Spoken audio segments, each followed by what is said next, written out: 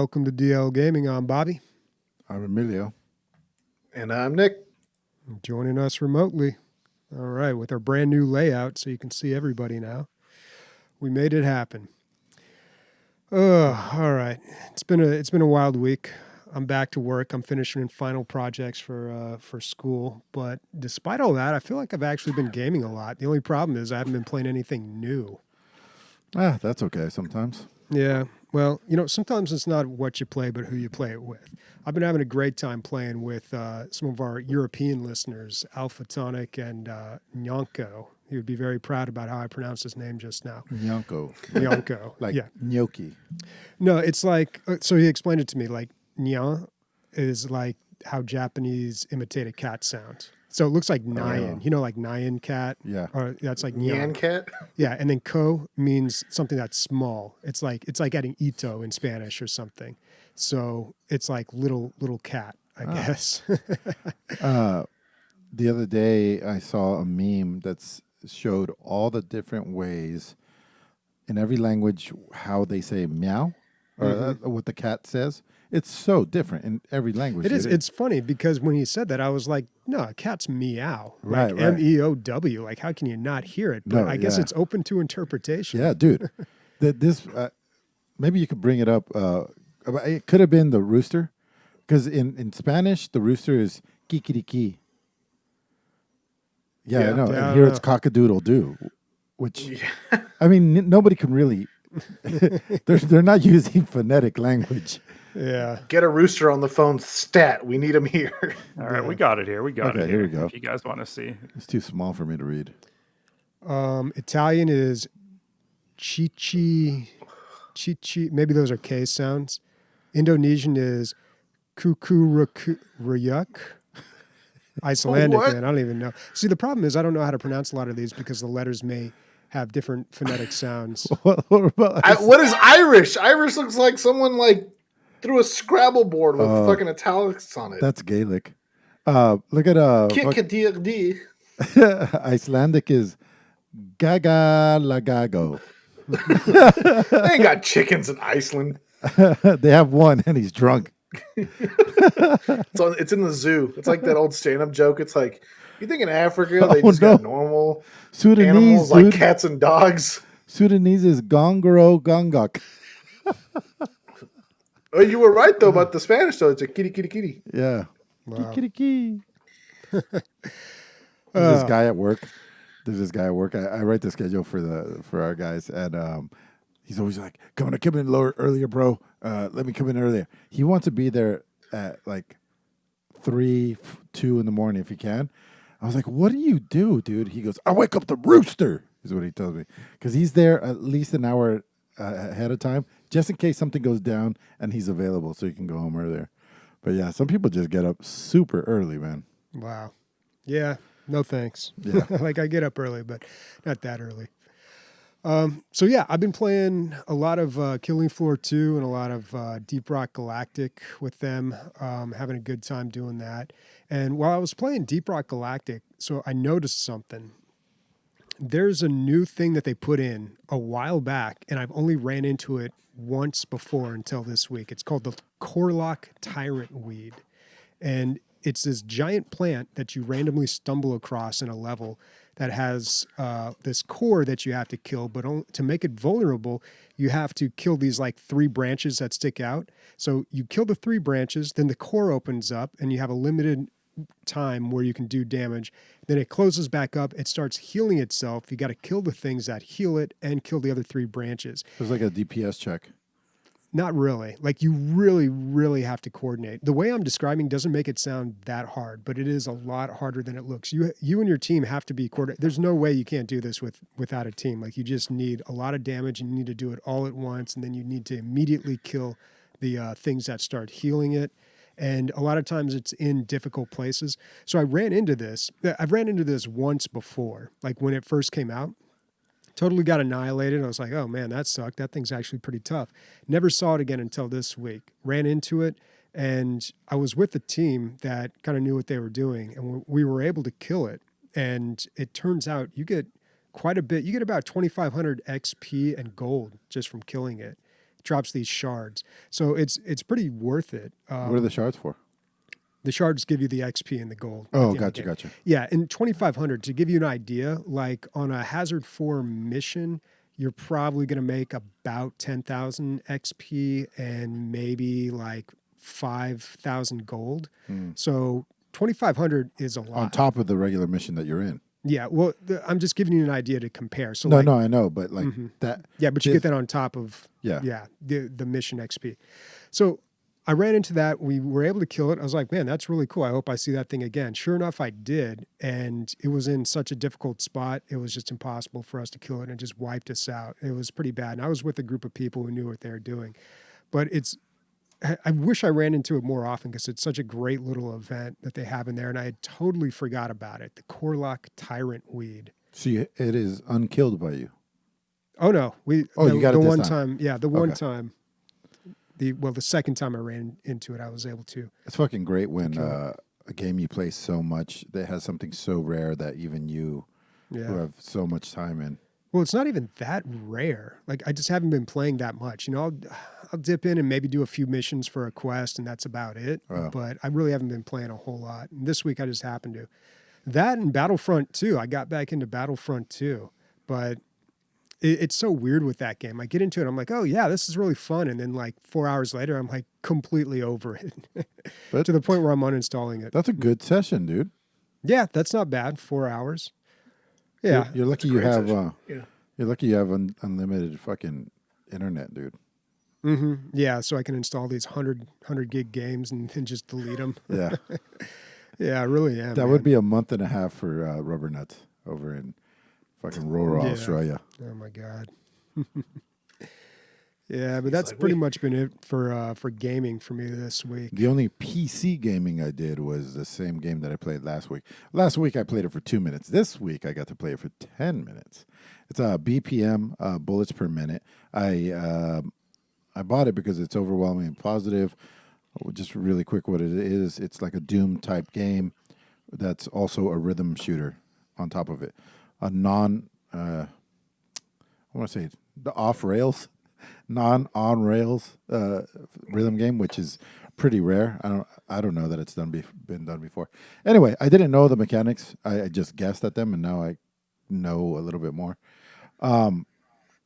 Your damage just continuously goes up as long as you're staying on beat, and if you clear rooms with no errors, then your damage almost like doubles, and you just keep getting these modifiers, and your reloading and your dashing also is in the beat, so it's kind of like boom, boom, boom, boom, boom, boom, and that's all going on while there's like music going on, like the guitar riffs and stuff. So when like it's a fine game, but then when you have one of these clear rooms where you did everything right, it feels fucking cool. It feels really good because you're like kind of bobbing your head, everything's dead, and you have full health on top of the musical treat that it was, as opposed to you fucking up chords and shit. I could definitely recommend this. As far as how the game goes, it takes a lot from Binding of Isaac.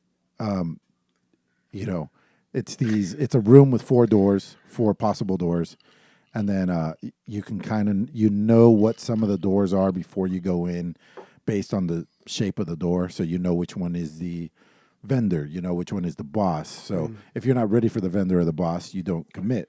Everything else is just random.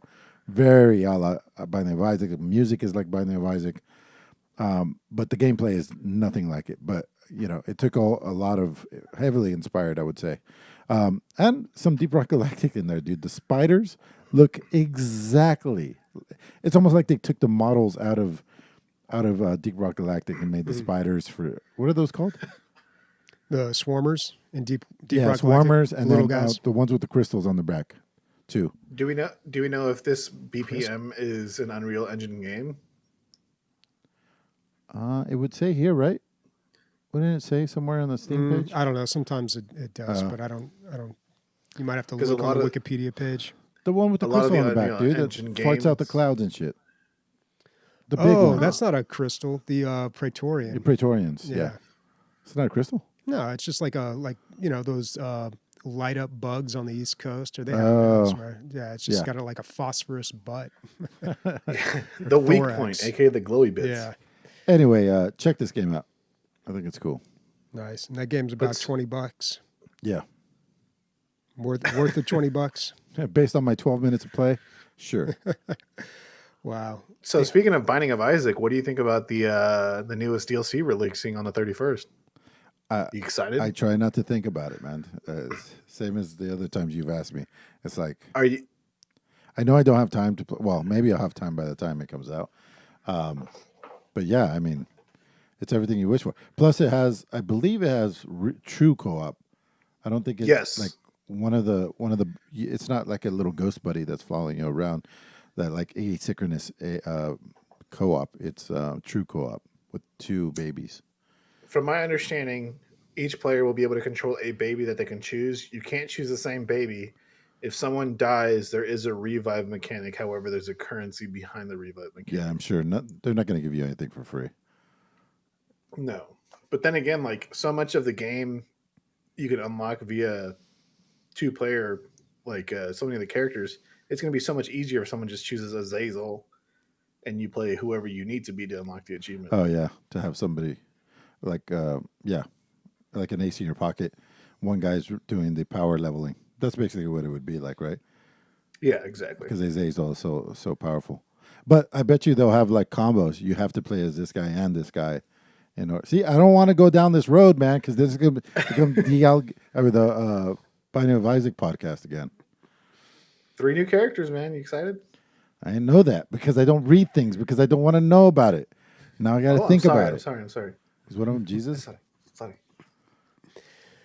Oh man.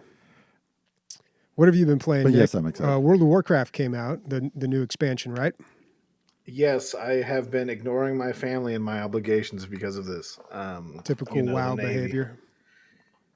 So this coming week, the biggest content drop, because the way they do expansions now, so that like the people with no lives don't get ahead of everybody, they release parts of the expansions at incremental times, aka every week. So last week they dropped the actual expansion with like dungeons and stuff. This week they dropped a little bit more things to be able to gear you, and then this coming week they're releasing the raid. And I don't know if you guys are familiar with raiding in World of Warcraft. However, the name of the raid is called Castle Nathria, and it's a 40-man raid. They went back to 40 man? 40 and 25 man, yeah. Damn. 40 and 25, wow. So it's flex. So you can actually get between 20 and 40 people, and the way the system works is that it'll adjust the difficulty based on how many people you have. That's cool. Yeah. And so me and my friends were going to be playing Wednesday and Thursday on Heroic, which is the step above the normal difficulty, even though we haven't even done the raid once. Good luck. Oh, yeah. Sounds like a lot of wiping. Yeah, well, that's what it always is at first. What? I said that's what it always is at first, until somebody figures out, like cracks the code, then everybody just copies them. Well, here's the thing about that statement. So there's one thing I don't like about modern World of Warcraft, and that's all the content for the patch is released on the public test server. So all the fights have already been revealed. All the things you need to dodge, all the things you need to do, carry, move, and hit have already been revealed. So as long as everybody watches the video, they should know what to do. I mean, you don't have to watch the video, Nick. Well, in the game, World of Warcraft, they actually have like an encyclopedia you can pull up, and it'll tell you this is what this boss does. This is what you need to do if you're a healer. Within the game? Within the game, yeah. Yeah. So many of the add-ons like Deadly Boss Mod and a couple of other things have been added to the game, and what Bobby's referring to is known as the Adventurer's Guide. And that is something that it's like Bob the Builder throws out bricks every 30 seconds, and those bricks need to be destroyed by the ranged combat. And it'll say that in the Adventurer's Guide. Interesting. Yeah, I mean, you're going to go look it up anyway. They might as well keep you on WoW and not go into web pages, I guess, right? Yeah, I mean, the last time I really got into WoW, I kind of realized that's what it was. It's just kind of like study for the test. Yeah. Just memorize everything and then go in and do it. Watch the Or YouTube video and you're good. Try to do it. Yeah, man, I would love to get back into just the pet part of it, but it's a slippery slope. I'd like to go back to the part where I didn't have a job and all I had to do was play video games all day. Yeah. Man, just do, play classic, ignore your family, don't have a job, get fired, move back in with your mom, and it'd be like old times. It's true. I mean, that is an option. There you go. Well, except you'd be a lot older. Yeah, it's true. Oh, wow. Yeah, it's amazing. Like, I haven't really heard too much buzz about it. I feel like when the other expansion came out, I got that pet, Mr. Bigglesworth. Great pet, actually. When the other expansion came out, I feel like everybody was getting back into it. Maybe it's just because I'm not getting back into it. I'm sure people are out there playing it. It must be popular. Since we're talking... Go ahead. Sorry to interrupt. What I will say about this expansion, and this is coming from someone that has played every expansion, this expansion has probably been the best one in the sense of there's always something to do. And that's not to say that there's something to grind towards or there's something to waste your time in. There's always something fun to do, whether it's pet battles, whether it's running mythic dungeons, whether it's doing daily quests. And some of the daily quests are fun. It's like ride on the back of a dragon and throw fucking bombs on people. But the daily quest gets so repetitive after you've been doing it for a while. And you kind of got to do them because the rewards are pretty good. And there are pet daily quests too, which I really focused on near the end of my WoW career. But they get so repetitive because you're basically doing the same ones over and over again. But I find it interesting. And I noticed when I was playing last that they were kind of doing what you were talking about, where they're trying to slow people down. They're trying to compress it, because you have people who just do nothing but play the game, and of course they get further ahead. And the game really catered toward those people in the early days, especially like vanilla. But now they're trying more and more to like create stopping points. So like basically there's like a fall off. If you play for like a straight day, like eventually you're going to hit a point where your time versus progress is very low. You're going to be spending a lot of time and making very little progress. So what people end up doing is they just make multiple accounts, multiple characters. So and a lot of the people when I last played, a lot of the people who played nonstop, they would just keep switching characters, and they had like every single class max level, and then like a couple months in and they're just like, I'm bored. I'm like, well, yeah, dude, you play like 14 hours a day. Yeah. Nick, that is the situation now. I do have one of those friends that literally has every class, not only every class max level, but every race of class to the max level. So human warrior, human mage, all to max level. Hey, Nick, can you speak on the roguelike-ness of this new expansion? So I actually did this right before I hopped onto the podcast because I told Leslie I had to do it, and it's something that I said to you guys and the fans that I would do and be able to speak on. So it's called Torghast Tower, and the way it works is that it's your normal roguelike where you get a power in the beginning and you get a power at the end of every floor. And it's like, oh, your earth shock does double damage, or your cooldown of your earth elemental comes down to whatever, right? The floors are random. You can get like bonus floors where you don't even fight a single person, and you get like abilities and stuff. And the bosses are somewhat random.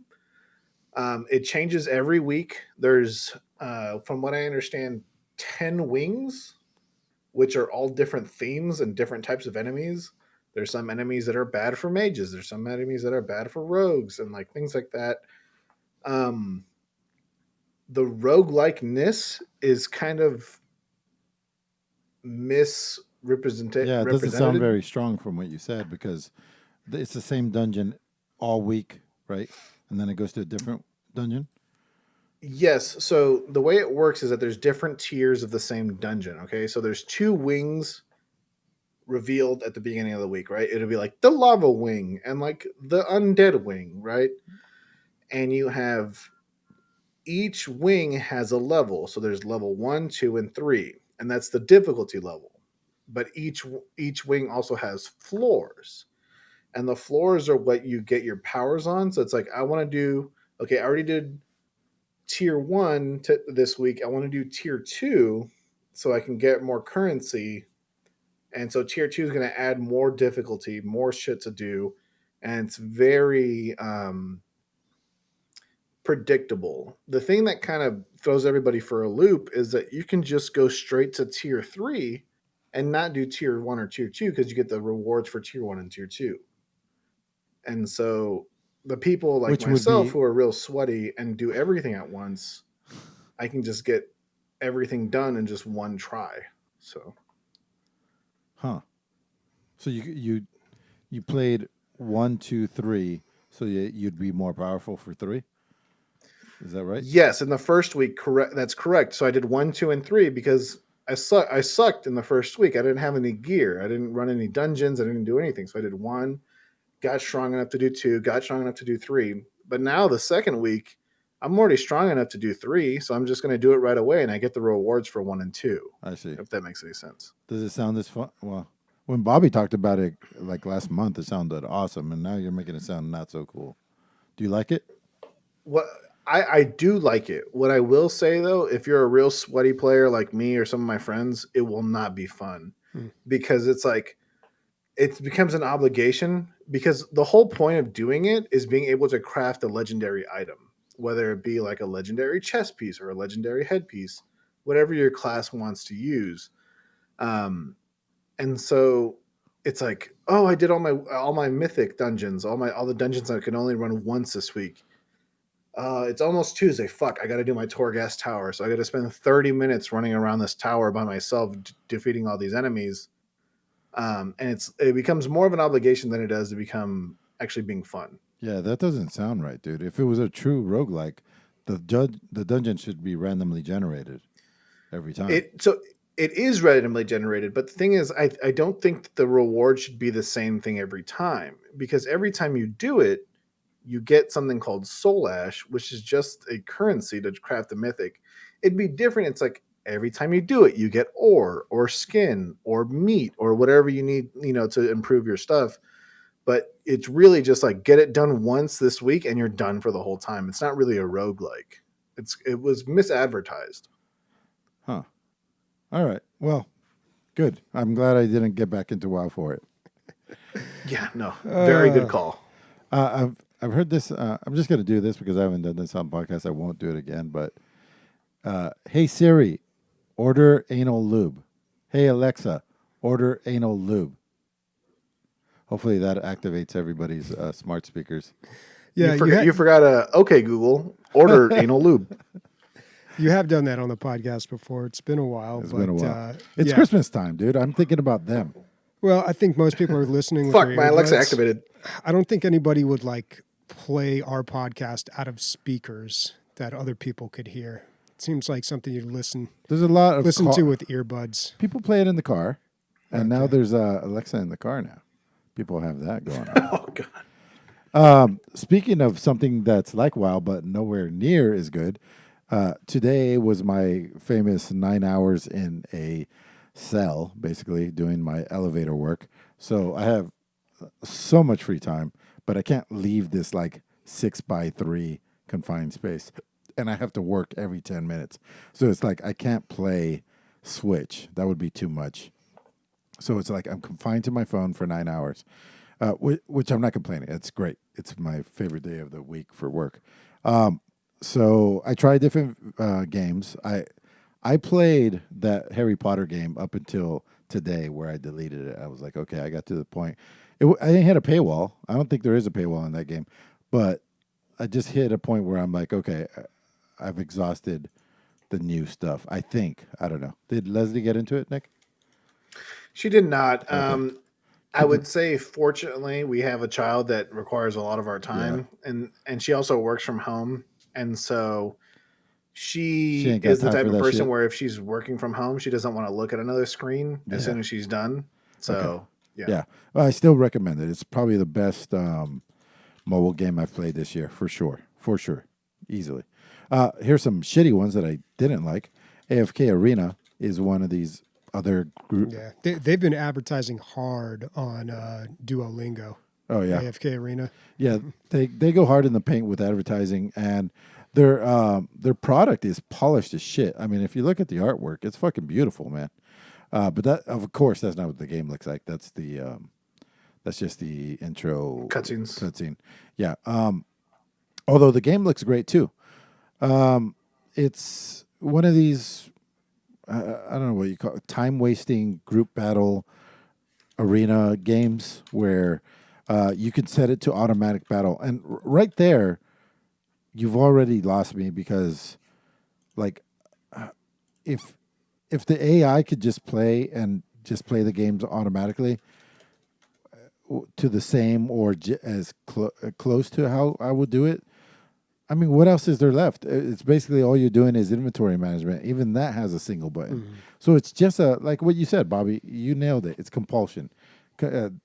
Little pop-ups, little things you got to click all over the place. And the game is macro-managing, really. Keeping the game running while the characters run themselves. Even like I've played other games where, to level up, you got to spend XP, right? So you click on it, and then it says, hey, you can hold down the button and just level up all you want.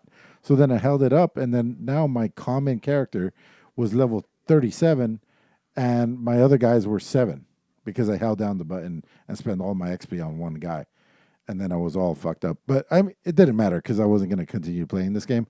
But I know it's wildly popular, but I keep downloading these like 4.7, 4.8 All games are rated that high, though. And I'm just like, I don't understand. Well, having a game that's rated like 4.7, 4.8, that doesn't really tell you anything because they're all rated like that. And I think a lot of them do, they give you some sort of benefit if you rate them 5 stars. Like rate 5 stars, get some free in-game currency or something. So there's like a transaction involved. So that's actually something that's not only common in mobile games, but it's actually common in Amazon right now. And it's rate 5 stars and you get a $20 rebate on your $50 pressure cooker you bought. And it's something that's really bad. And I'm looking at these videos that you guys posted on AFK Arena, and there's a name for this, but I can't remember it, and it's a Chinese name. And it's like it's something impact kind of game, and it's a game where it's a mindless time sink, and it's really it's like a lottery kind of thing, where it's like you automize everything you do in the hopes of something happening, and you get joy on that random thing happening. Mm-hmm. And it's something that has become really, I would say, I don't want to use this word, but a cancer that has been on mobile gaming. Yeah. And that's why like Raid Shadow Legends is the same thing. I mean, and so many of the you say that like mobile gaming at one point didn't have all this stuff though. I kind of feel like mobile gaming always was like this.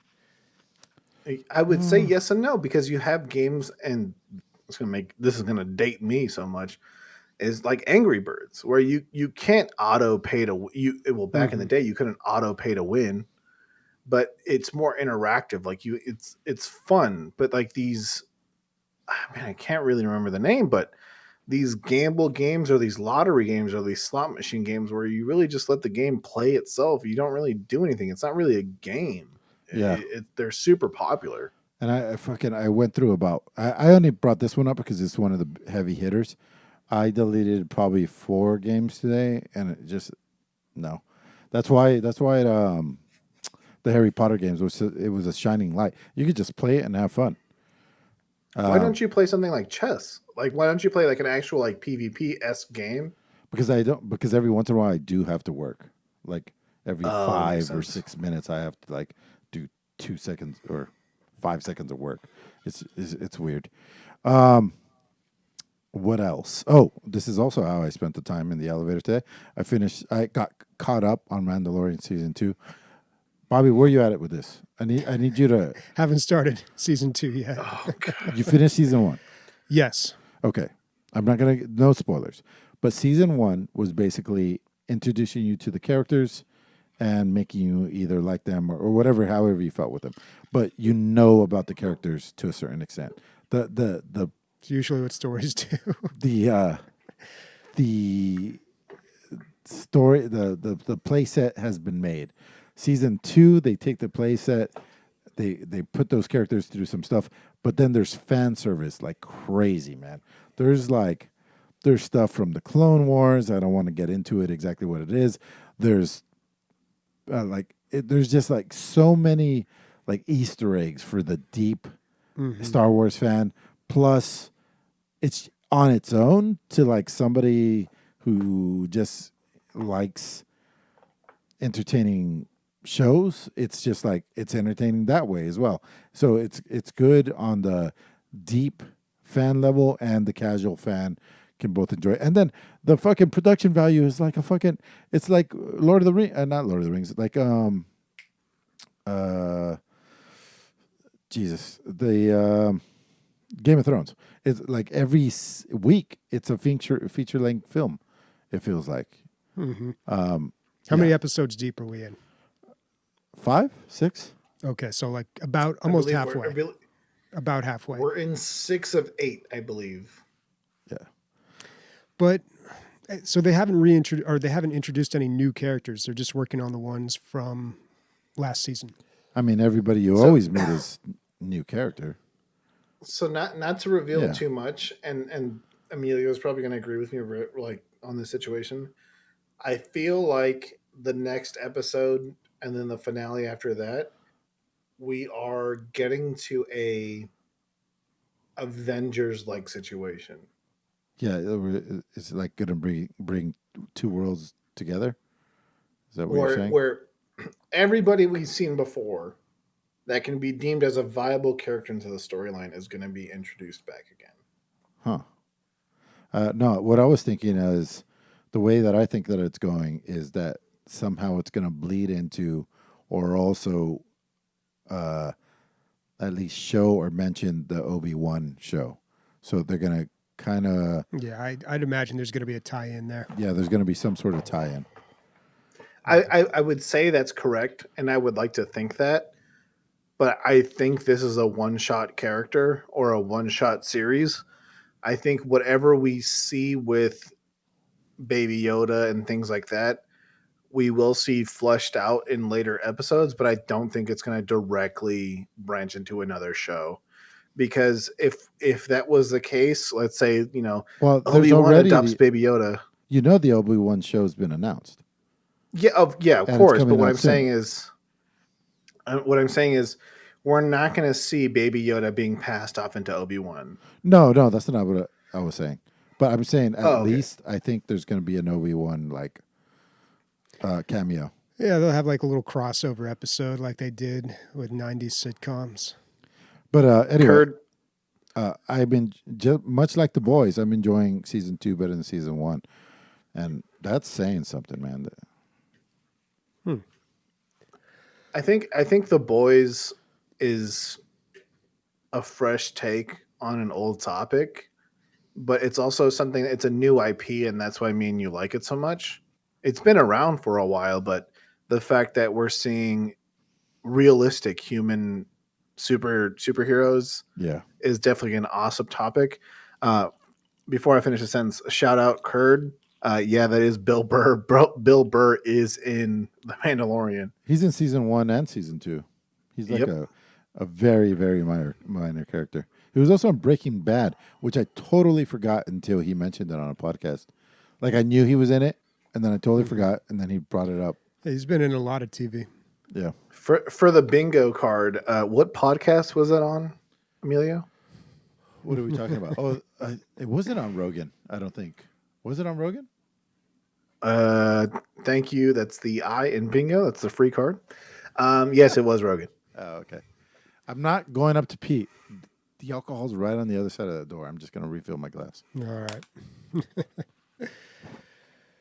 right. Yep. Got some catching up to do on The Mandalorian. So Amelia, wow.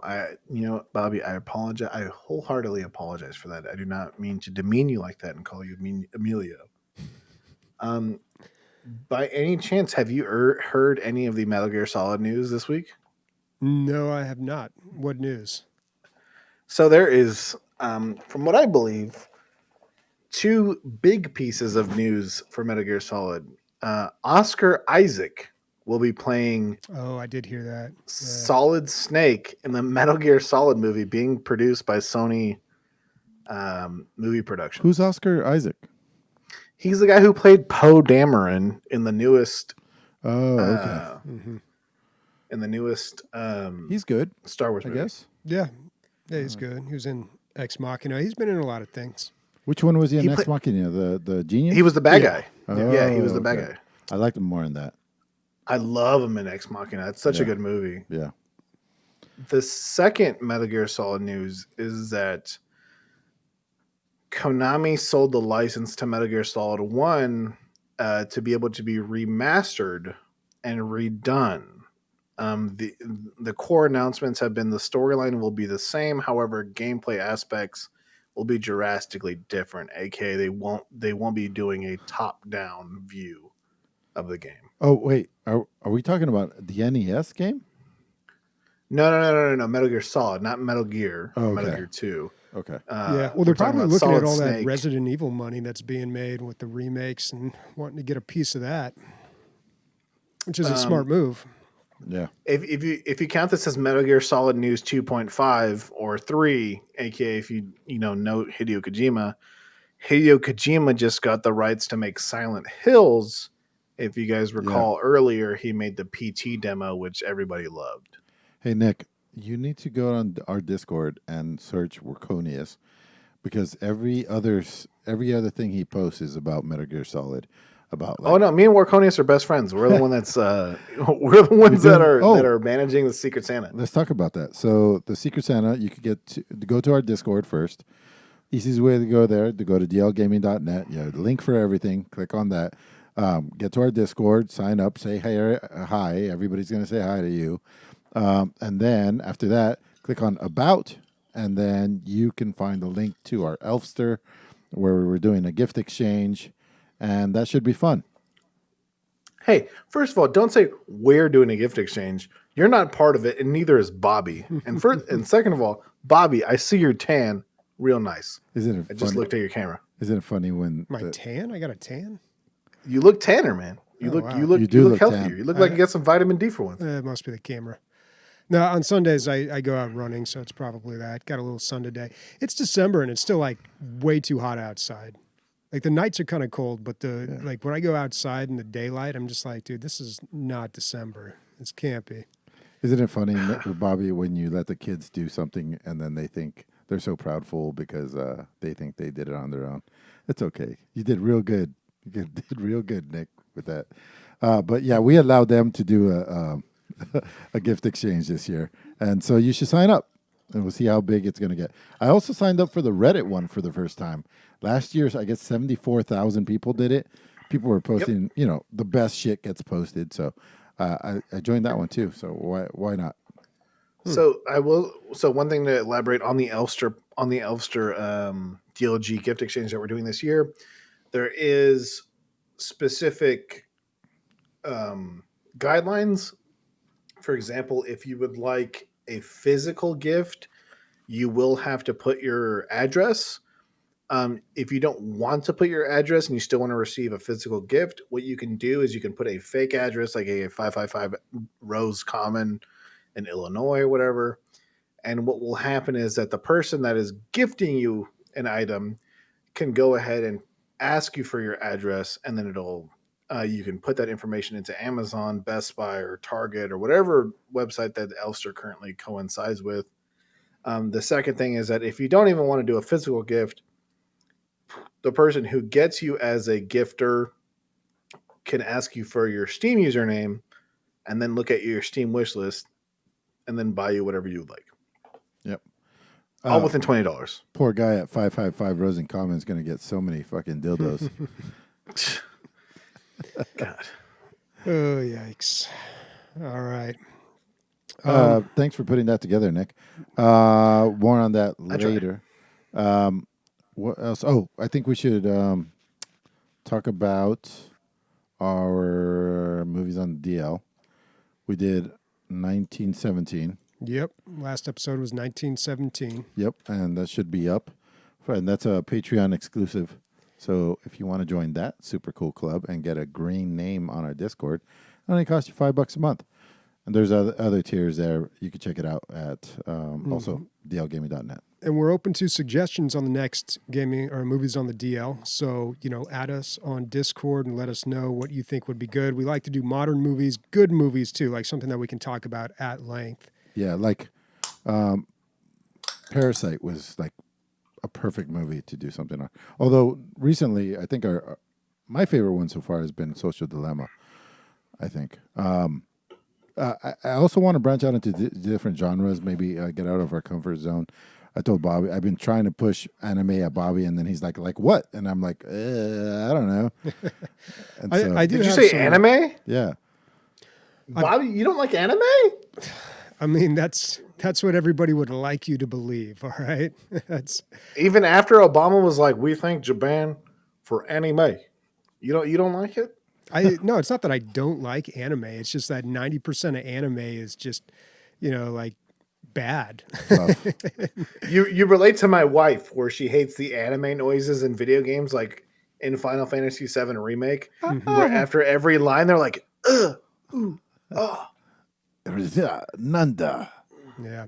I don't know. I actually got some really good recommendations from some people on our Discord, from Nyonko and Hector Krios, who hang out on our Discord. We've been talking a lot, and they've been suggesting me, because I've told them about the anime that I do enjoy, and then they've kind of given me references off of that. So I got a few that, what do I have? Wolf Children, Wolf something. Tell me, Bobby, so I can give you something. I don't know, man, because everybody thinks they know the good anime. They're like, well, all right, 4 seasons of One Punch Man, all right, then you got to watch My Hero Academia. It's like, no, dude, that stuff sucks. Like, give me some. So give me a. Those are what we One call Punch Man does genin not anime. suck, dude. Those are literally specifically made for 15-year-old boys. Yes, Did you watch One Punch Man? I watched a few episodes, and then I watched every anime show. I've watched a few episodes. The one with the big guy, the Attack on Titan. Yeah, dude, I need a movie, because a movie just gets to the point. Because if an anime show will go on for like 9 seasons and just like that is true. totally repeat itself visually too, not even just like story elements. Like visually, they reuse the same things over and over again. It's just so boring. Let me give you something, Bobby. This is something of your time. I would say in your 20s or 30s. I think you're in your 80s now. But have you ever heard of Ghost in the Shell? Yes, and I've seen Ghost in the Shell, and I did like that one. I liked it better than Akira too. Like Akira, I've seen those ones. Those are older ones, and I've seen those when I was much younger. And I watched them again, and like didn't really like Akira that much, but Ghost in the Shell I did enjoy. I'm not going to watch the 10 other ones. Fist of the North Star? Haven't seen that. Someone's mentioning Heavy Metal in chat. That's not really anime, but I've seen that. They made the remake Heavy Metal 2000, which was supposedly really bad. But that's kind of a tough one. I don't know, dude. That was like that Ralph Bakshi animation, like back in like late 70s, like Wizards. I don't know, man. I don't know if it holds up as well. South Park did a funny spoof of it. Let me give you this topic, okay? Imagine an anime. Its name is called Drifters, okay? Okay. The topic is the show is that heaven and hell are separate entities, and in purgatory, specific members of history fight each other, okay? Jesus Christ is perceivably the bad guy. Yeah, see, you're losing me, dude. This sounds like a kid playing with his little toy soldiers or something. It sounds like so. It's a very mature anime in the sense of the topics that it discusses and things like that. Okay. And the violence and everything. It is what I would call an old man laugh anime, which we're like, oh, that's a funny topic. But is it a movie? No, it's a one shot anime, which means that it's a 1 season, one and done. As in, AKA not renewed for a second season. Yeah, I mean, I watched High Score Girl. There's specific animes. animes. Yeah, I know what you're saying. Yeah, there's specific animes that are written and done for one season that will never be made again. If you want another one that's talking about like human interaction or human nature, there's another one called Inuyashiki, which is about a man and a sociopath, an old man and a sociopath that are both given the same powers by Like, I don't aliens. really care about people getting magic powers from aliens. So like I'm okay, dude. Like I can check that stuff out and maybe it'll be good. But that's kind of my problem with anime. It's just way too much fantasy and sci-fi. So like for instance, Perfect Blue is probably my favorite one so far. Out of all the anime I've seen, I think that's the best. But you'll watch 15 Jason movies. Yeah, I will.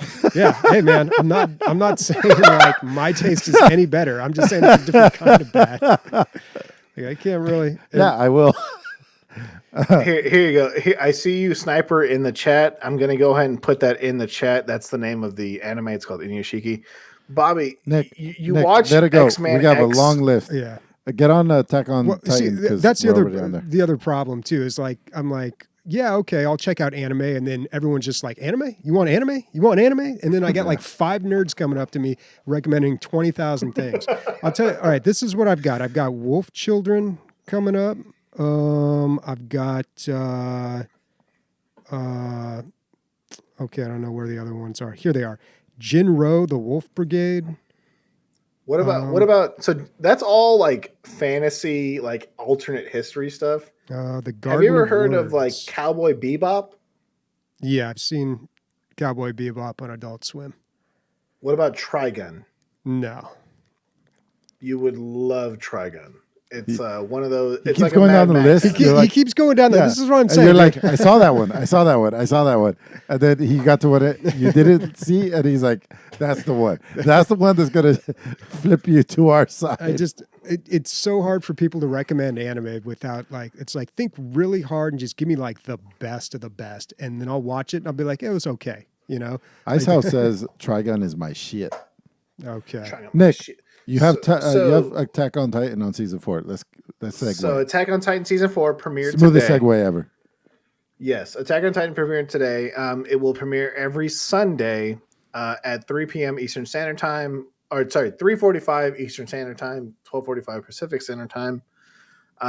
This is a very interesting final season of an anime where it just completely jumps 4 years from the last season, and there's a lot of things that we don't know. There's a lot of things that we do know, and it's an anime that where season 1 and 2 are great, but season 3 and 4 really make it.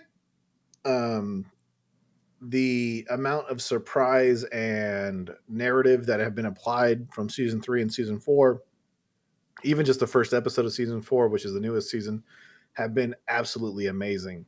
I look forward to the finale season and to see what happens and concludes the whole entire story. But we go from a 14-year-old, boy with a short ADHD attention span anime from season 1 and 2 to a grown man anime with plot points and great writing in season 3 and 4. Cool, man. I'm glad that this is going to wrap up finally for the fans.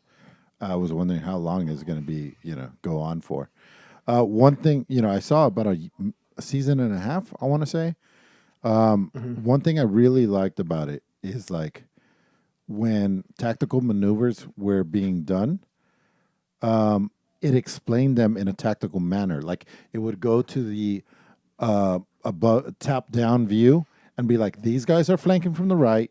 These guys are going around all the way left, and there's arrows and shit. Like if they were playing football, and you understand the scene so much more because no matter how much books and stuff try to explain a battle scene, you're not going to get it. It just doesn't work. You could say these guys flank to the left all day. You don't know what kind of terrain they have to go over, all this stuff. So that's what I really appreciated about Attack on Titan. I did not carry it on with because same thing. Bobby's complaint is valid. There is so much fluff in anime. Like you come from the Dragon Ball Z era, Nick. So you were already conditioned to enjoy this. Where, I mean, dude, finally, Goku's gonna fight Vegeta. This is it. hey guys, let's run home and watch it. We run home and watch it. Guess what? That whole episode is them floating around each other talking for 30 minutes, and then you have to wait till the next day. So they fucking Wait till they next can- time on yeah, they Dragon can Ball fuck- Z. They can fuck right off, dude. They can fuck right So- off with all that bullshit. let me get the old man version for you, okay? Because I'm the younger one of this three. There's a thing called Dragon Ball Kai, where over 110 hours of the show has been cut, and all that bullshit in between the fights and everything has been cut, and Is it's that on official YouTube? canon. Is it on YouTube? It's on YouTube, Funimation, and Crunchyroll. It's called Dragon Ball Kai. All the bullshit filler, all the I once ate rice on a dock on the October 13th with my dad, and it made me realize that rats are valuable animals is all gone. All that shit, all gone. That's beautiful. Yeah. That's like a Phantom Menace 1.5. Oh, yeah. Okay, cool. So the other thing that's very much like that, I just got into Ready Player 2. I'm on the 5th chapter. I'm listening to it while I work. And what I really like about this guy writing, and what really made the first book for me, was the explanation of everything. So there's no reference that doesn't go unexplained.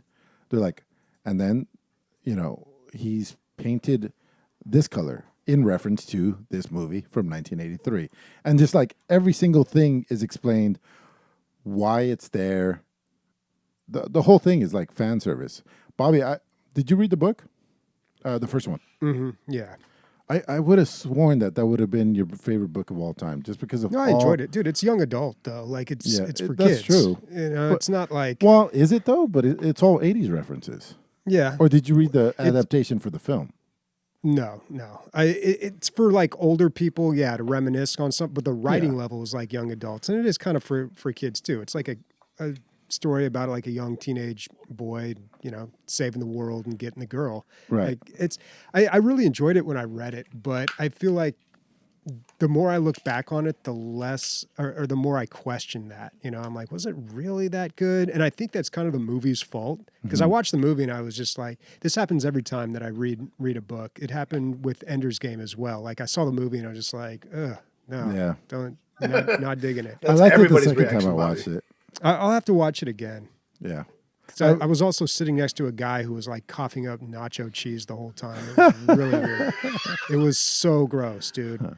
Like the whole movie, this guy's just like wet coughing sounds right next to me. So, what's interesting about this, everybody knows that I have a terrible memory, but as soon as I would say 3 sentences into Ready Player 2, which pick up exactly, like he takes off his headset from like defeating the Dark Lord or whatever it was, and that's where it picks up. Just gets right into it. And I love that, by the way. Yeah, the entire, it just all came back to me because it's the same guy doing doing the reading, and I don't know, something about it. Everything just clicked, and it might as well has been yesterday that I finished reading Ready Player One. So I got right back into it, and I'm enjoying it. It is. I am so far behind on podcasts and audiobooks, and I just haven't been reading that much because I've been so busy with other stuff. Well, you don't have a commute as much. Yeah, well, I don't drive. That's why I'm behind on podcasts and audiobooks. But I usually like read actual books too. But it's been a while. Just with class, I haven't had the time. So I'm looking forward to like next week or two when I'm done with class, and I'll have 2 weeks vacation. Cuddle up by a book. What it sounds like, Bobby, is that you need to join the Secret Santa. Me or Emilio needs to get you, and we'll buy you one of the Horus Heresy books, and you'll join the fan club. Oh, Speaking of which, I finished the 3rd book. I want to say I finished the 4th book too. I don't know. It's all becoming a blur now because it's really not that huge of a story in a lot of books because of all detail. I like detail. I'm learning. They go into what the armor looks like, why it looks that way, where it was fashioned, stuff like that.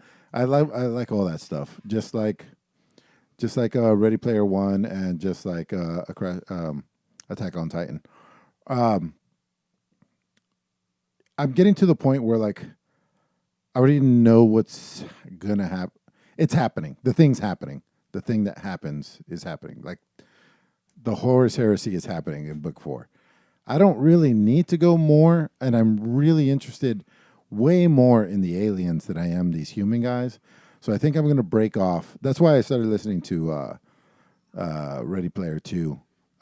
Just because like I'm ready to break off. Not because I'm not enjoying it, but I need some fucking alien action. So I'm going to read one where these guys, now that I understand the inner workings of the Marines, I'm going to read when they fight the orcs, when they fight the Tyranids, when they fight the Tau. And yeah, that's what I'm looking forward to.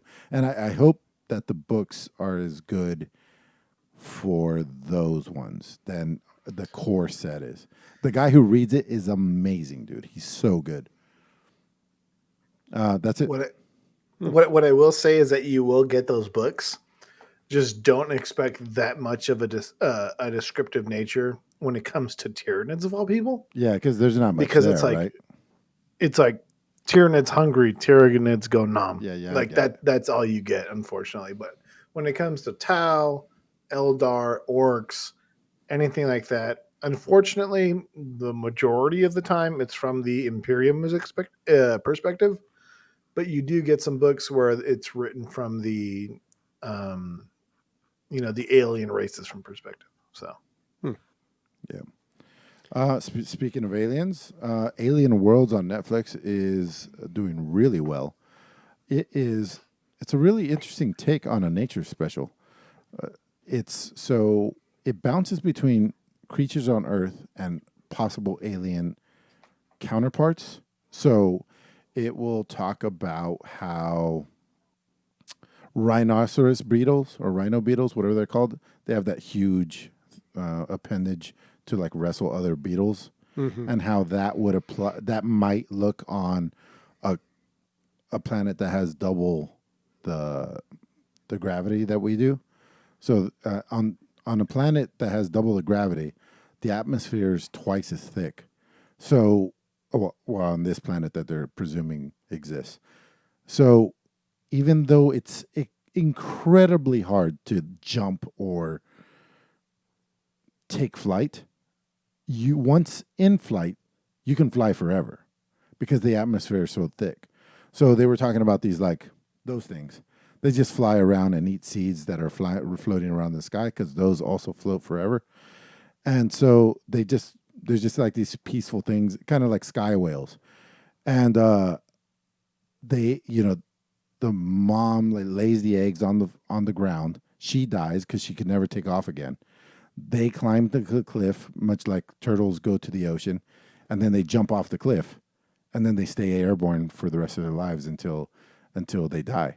And that's like a possible way that life on a planet like that would go. And it shows their predators and how they would work, but it cuts back to Earth quite a bit. I would say even 50% of the show has to do with Earth creatures.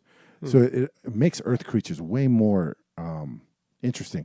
Like they go over with scorpions, right? So scorpions and venom is a distinct adaptation that came in independently 6 times in evolution.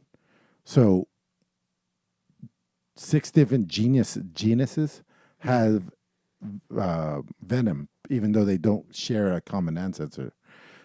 And so you would assume that venom has to come up on other planets. You know what I'm saying? There's a higher possibility of that happening. So anyway, the show's pretty great, and the special effects are pretty great too. what I will say is that based off of your expert description, me and Leslie will be starting this series tomorrow. Yeah, dude, it's pretty good, man. Yeah, those things are hermaphrodites. I want to get to the robot one. Pretty interested in that one. What a weird idea for a show. Yeah, well, there was a long time ago, like in the 80s, they did a nature special about humans, as if the humans weren't filming. You know what I mean? Like watching us from the outside, and that was A third party. Yeah, exactly. And that was a interesting take. And now it's kind of like taking that to in a different direction where it's more about things that don't exist, but taking it seriously. I thought it was really good. Really well done. Nice. Bobby has zero interest. No, I don't know. Bobby, tell me what this To the Top is. To the Top. This is a game. So this is a game that came up in conversation with someone on Discord, and he said this was his favorite VR game, and it's a platformer. And I thought, how do you do a platformer in VR? That seems so strange. But if you watch it, you've got these little gummy hands that you shoot out, and you can only grab onto the blue materials. And I don't know. I might check this out this week. This looks pretty good. It looks like a VR platformer. It's like a Mirror's Edge in VR. Yeah, that's a good example. Mirror's Edge in VR. So you're That taking looks the VR, crazy. dude? It's only been sitting there for 3 weeks without me touching it once. Yep. Yeah, might have to check this out. I mean, it doesn't have a lot of reviews on Steam. It was on sale. It's $20 right now. It was on sale for 10, but during the autumn sale. But it's got very positive reviews, but just not a lot of them. Now, Bobby, like something like this, I mean, why not buy it on the Oculus store so that you could play it? I'd have to see if it's on there. But, like I said, I don't have my credit card set up with the Oculus store. I mean, it takes 10 seconds. I mean, it could. I mean, I don't just go throwing my credit card information out everywhere. It's one of the, it might be easier just to But put it on wireless, Steam. for a game like this, wireless play. Well, he was saying that it doesn't really require too much moving around. Like I think you're for the most part looking stationary, forward. but just moving your hands out. So that would actually work. The But this boxing look game cool. was just really tough in my limited space. Hey, Sniper, is Mother Trucker, is that VR? Because that would be a great game, and it seems like it would go right into it. Very similar to this. Who's got the next one? DIY gifts, Nick? Yeah, so this is something I wanted to ask you guys because we are obviously in the holiday season. If that's not apparent by the joy on my face, what are your guys' opinions in the sense of receiving a gift for Christmas or Hanukkah or whatever, and it being a DIY gift in the sense of it being something that the person who gave it to you made by hand, compared to something that you like explicitly say you want? I always throw those in the trash immediately. No, I'm kidding. Really? No, I'm kidding. Obviously, it carries more weight because, as Bobby has said many times, at this point, time is more precious to us than money.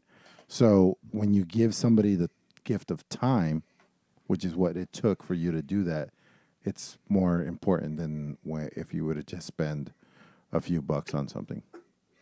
Yeah, the reason I bring this topic up is because Leslie, aka my wife, I feel like I Okay. should have got some applause on that. I mean, I fucking that nailed was, that I was a nailed- very amicable. I fucking nailed it, and Statement, nobody said yeah. shit. Clip it, send it to Twitch. We'll put it on the front page. We'll get you on there, but no, one thing that I noticed that that Leslie has been doing is she's been making DIY gifts, aka bars of soap, candles for people. Like we get them normal gifts, whatever you want a new pair of pajamas and some slippers, we'll get them for you. But Leslie's going like the next step up and making these DIY gifts. And in the sense of like, I wasn't really looking for a candle. I wasn't looking for a bar of soap. Do you guys think that if you were to receive something like that, you guys would like it more than like, hey, I got a $20 gift card to Steam? Ooh, but you just went top shelf on us, dude. Like a gift card to Steam is just about the best shit I could get. So if you would have said a pair of socks, I'd be like, oh yeah, for sure. Like I'm glad that you made your personal candle, and I'm not going to throw it in the garbage for sure. But like, yeah, just about anything but a Steam card gift, a Steam gift card. But I'm one of those people, and call me old fashioned, that I hate gift cards, dude. Like you give me a Best Buy gift card, I'm gonna be like, We're talking about Steam, dude. The thing that you spend $300 a year on. that is true. But imagine a nice custom made candle that smells like the forest and sage made so that your man cave doesn't smell like sweaty Emilio ass or sweaty robot butt, and so that You don't have to you sell actually me. get a little bit of pleasure every time you get in there. You don't have to sell me on it, dude. I'm sold. I'm expecting your handmade candle any day, and I'm gonna enjoy it. Well, I don't know about you. This is for the ladies. This is all her job. But what I'm asking is that do you think a DIY gift overprices a thing that you would buy Absolutely. from Amazon or Costco? Yes. You know. A $5 DIY far outranks a $35 gift. What about you, Bobby? Yeah, I mean, I'm not a big fan of gifts in general. I do like DIY gifts. You know, those are nice things. But like, seriously, dude, at this point, I'm like, I don't need stuff, you know? Yeah. And it's kind of like, people always ask me like, oh, what do you want for your birthday? What do you want for this? Nothing. Like, honestly, nothing. Like, if they got to get me something, yeah, maybe a gift, like an Amazon gift card, because that'll get used. I'll buy some like toilet paper or something in a couple months when I need it. But, you know, I'm at a point where I don't really, I don't like clutter and I don't need like lots of things. So, you know, like take me out to a nice dinner. That's a good gift for me. I like that, Bobby. You know, the gift of an experience, in my opinion, yeah. is better than a physical gift. Hey, Nick. Your mom was saying your mom got drunk with me the other night, and she's like, I can't take it. She's crying. She's like, my sons are all moving to Texas, and I don't. And I was like, oh, he told me he was coming to San Diego. So which is it, Nick? Are you going to be in vivo in studio? I will most likely be moving to Texas outside of Austin. However, I will be making periodic live visits to San Diego because not only do I have my favorite uncle and my favorite robot there, I do have some of my best friends living there as well. Cool. All right, where are we going? Super Nintendo World. Super Nintendo World was something that was announced this past week, and it is part of Japan's Universal Studios. It's insane, dude. They're going to make a part of the park in Japan all dedicated to I saw the picture. Super Nintendo. Yeah, watch the video. I haven't seen the video. They don't really show a whole lot in the video because it's all, they haven't even built any of this stuff, but they're building like a giant Bowser castle. They're going to have like a Mario Kart ride. Like they're just going all out, dude. It's going to be insane. Like how cool is that? But it's only in Japan, Universal Studios Japan. Chris, what city is this in? It's in Osaka. Is that close to Tokyo? Because we're planning on Isn't going. it 35 minutes south of Tokyo? Oh, that's it? Yeah, they were definitely going there then. Yeah, When I are don't you know going? when this is When are you going to Tokyo? We it's a long story, but soon. As soon as we can fly that far with the baby, or have a travel nanny, or have a long-term babysitter. This is off topic, off the script. Me and Leslie's. It's 2 hours and 30 minutes. Why do you make things up? Why do you lie, liar? It's south. I said south. It's south. Yeah, but you said 30 minutes south. Yeah, if you go by train. Oh, yeah, he's making shit up now. All right, yeah. Bullet train. But no, me and Leslie's dream honeymoon, because we didn't get to go on a honeymoon, is to Japan. So if you go, let us know. We'll go. I'll tell you what. Leave your baby with us, and then we get to leave our baby with you. But that means we have to stop and enjoy. Okay, we're getting off track. Let's keep moving. Yeah, that'll probably take a few years to complete, though, if it's even that soon. But I just thought that was a great idea. I wish they would do that in the United States, but probably won't. I mean, I can see that working really well in Japan, kind of well out here. Bobby, it's going to be done in 2 months, dude. The Japanese are incredibly efficient.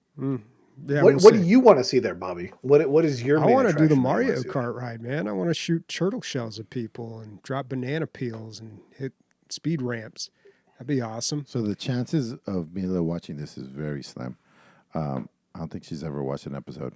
But we right behind. Oh, it was sitting right behind me. Not anymore. But we bought 2 of those fucking Mario Kart game carts. Oh, you did? Nice. Yeah, dude. They're $100. They only come in 2 right now. There's only Mario and Luigi, and I guess you could only play 2 players at a time. Dude, Bobby, I don't know how well you remember my living space out there, but it's literally a track, dude. Yeah, it goes all the way around. It goes all the way around. It's perfect. Plus, we have pets. This is going to be fantastic. This is going to be fantastic. Yeah. Sam's like, should I get her one? I was like, yeah, get her one and get us one because this is going to be the shit. We already have 2 switches. We have Wi-Fi. We're already there. It's going to be, woo, I can't wait. If you don't know what we're talking about, it's called Mario Kart Live. Mario Kart Live. Yeah. Yeah. So check that out. Stop what you're doing. Stop this podcast. Go check out that and then come back here. All right.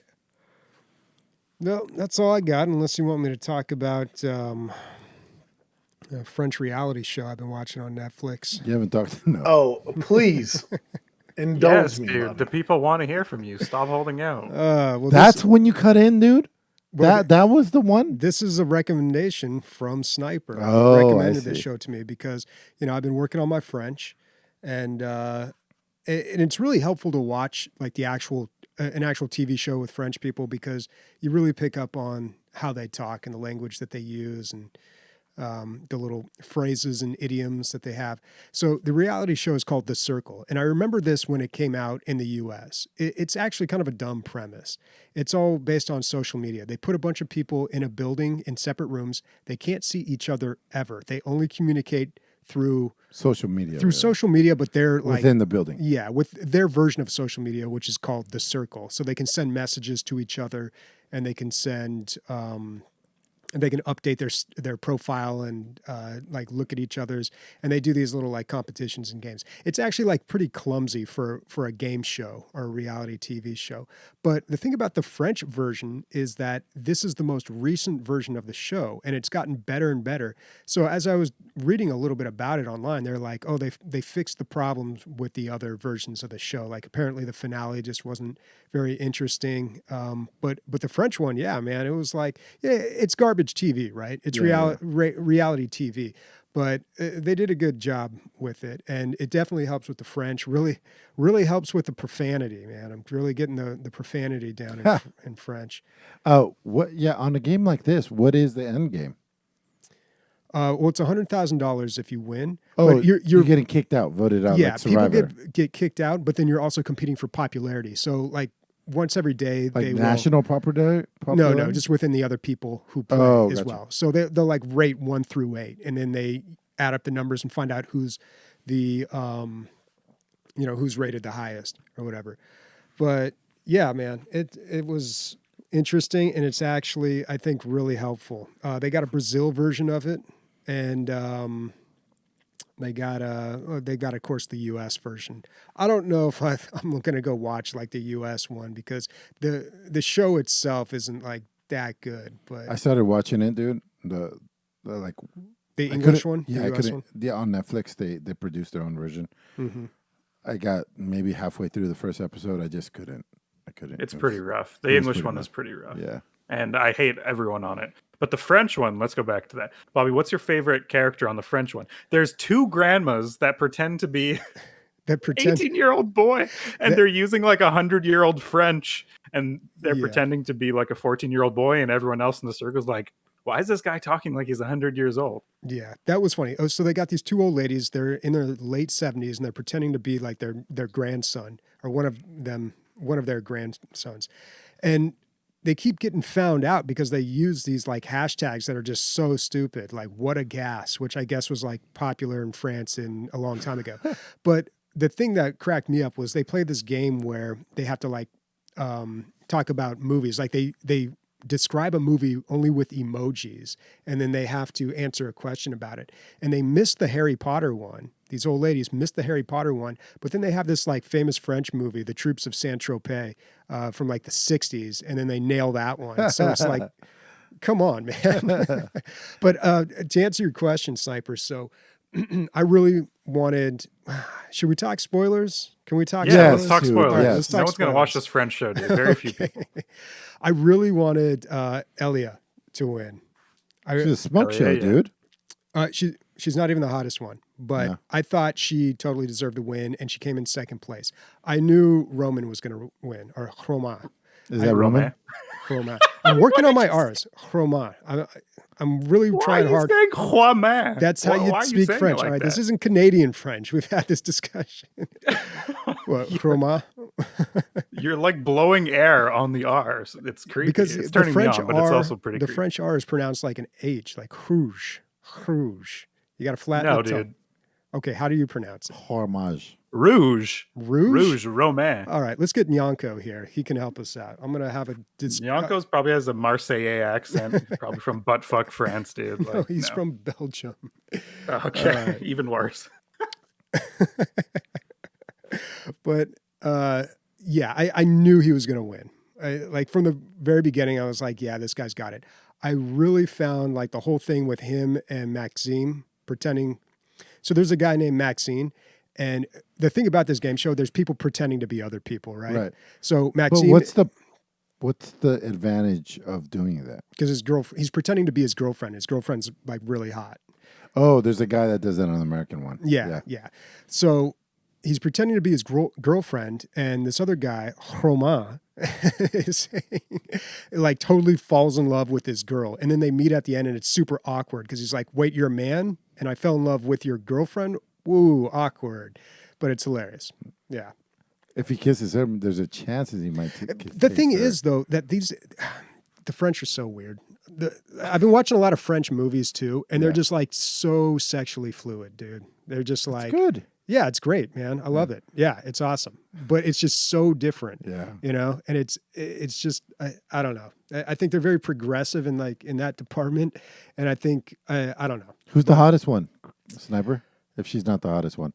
Well, probably there's like a 22-year-old model that gets kicked off first episode. Yeah. So, can't be too hot. Yeah.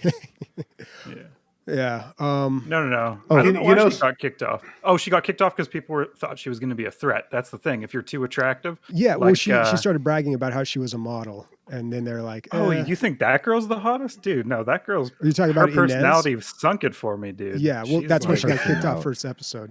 Yeah. I hate you know Sniper's got like a detective fucking wall set up with yarn with connected with yarn and pictures and ratings of each person. He's trying to crack the code. Sniper, I hate when people bring up personality with hotness.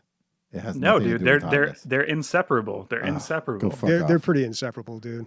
No. It's like cigarettes, and like if a girl smokes, it's like, sorry, can't do it. Emilio, are you literally a walking cock and balls? You can't tell the difference between personality and okay. Yes. But we're talking about a TV show. We're talking about visual stimulation. But it doesn't exist in a vacuum. Like you get to know the people, and then you're like, ugh, really? That's how you act? Not if you pay for it. Let me get to the base of this argument. Bobby, have you ever seen Love on the Spectrum? Yeah, we had a whole conversation about it. I've even before that, I've watched it when it was a British show called Undateables. So, like, would you consider this French show more entertaining than Love on the Spectrum? I didn't like Love on the Spectrum that much. I loved it, man. It was probably because I've seen seasons and seasons of Undateables before, so I see Love on the Spectrum like, it's the same thing, you know? So, I don't know. There were some great bits to that, to Undateables. Like, I really enjoyed Richard. Shout out to Richard. That guy cracked me up. But, no, I don't know, man. Like this, like I watched it to help with my French, right? But then I actually got invested in it a little bit. So because you're watching with subtitles? Yeah, I watched it with subtitles. Here's my problem with that. So I'll watch. I have tried to get into Kingdom 4 times. Kingdom? Yeah, it's a Japanese zombie movie or show, and I listen to it and I put dub on, right? Mm-hmm. And then I know that I put dub plus subtitles, and they don't line up at all, dude. It's like 65% best. You know what I'm talking about? Yeah. So the dub track plus the literary translation, and it is not even close a lot of the times. And I'm like, what are they actually saying here? So now I just watch the subtitles. But like it's a zombie, so you want to watch the action, so you kind of lose some of it there. Yeah, it's tough. It's tough to go back and forth. What I did with this show, I actually slowed it down to like 0.75% on a few episodes, and it was actually a lot easier for me. And what's cool is they're constantly talking to the TV and like writing out messages. Like they do it by voice, but someone else types it. Right. So they say like circle, message, blah, blah, blah, blah, trois petits points, envoyer, which is like 3 little dots, send. And so when they do that, they show the screen and there's, you can see the text that they're writing. So it actually helps with like reading it. And it's so hard for me to listen and understand. Like that's the hardest thing. And probably for like a lot of people learning languages, I think listening and understanding is the hardest thing. You know, reading a little bit better because you can take your time with it. Speaking, you can go slow. But yeah, I don't know. I'm a little bummed though, Sniper. I got to say that Gary got kicked off pretty early. I mean, Gary is a snake, dude. Exactly. He's He's a snake.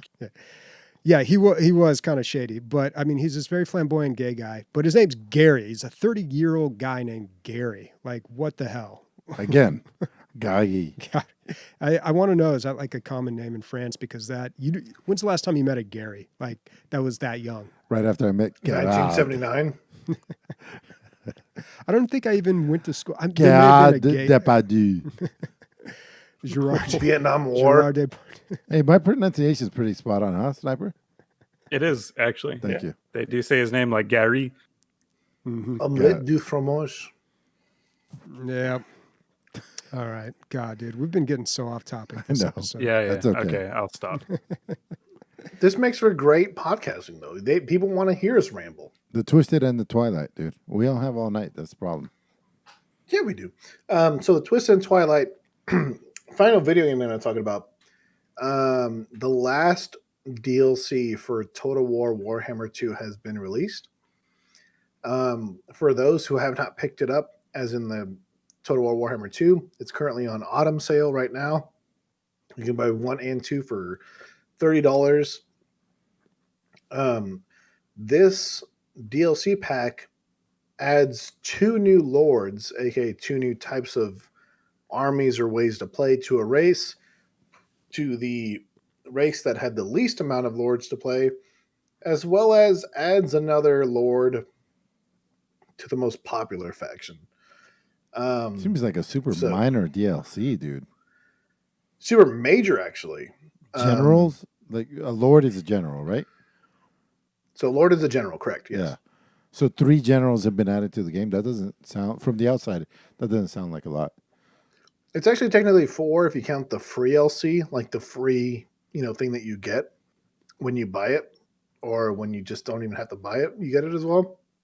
But so there's a race called the Wood Elves. They have, throughout the whole game, have been realized as the weakest race, or the race that has only one way to play them. This DLC adds 2 new legendary lords, so 2 new ways to play them as well, and allows the game to be fully expanded to the Wood Elves, and really just makes the use of buying them from the game 1 into a viable option to the game. So the lord you pick the lord you pick is the statement or addition that they make is to the Skaven, which have the most legendary lords, which is really just like piling on grilled onions onto the hot dog with 1,000 fucking toppings on it.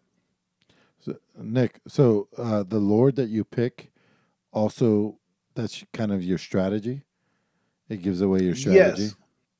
Yes. So, like, for example, one of the new lords for the Wood Elves is actually 2 characters on 1 hawk.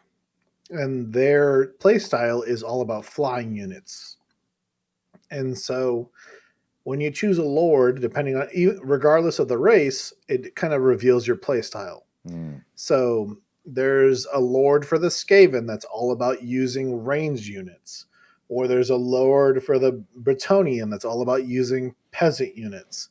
And this DLC adds 4 new lords for 2 races. And we And I say we, as in the Total War Warhammer community, believe that the next announcement, which should come January 1st, will be for Total War Warhammer 3, which will be the final game in the series. Nick, how much would you pay for a Total War 40K? How much is a baby worth? No, I'm kidding.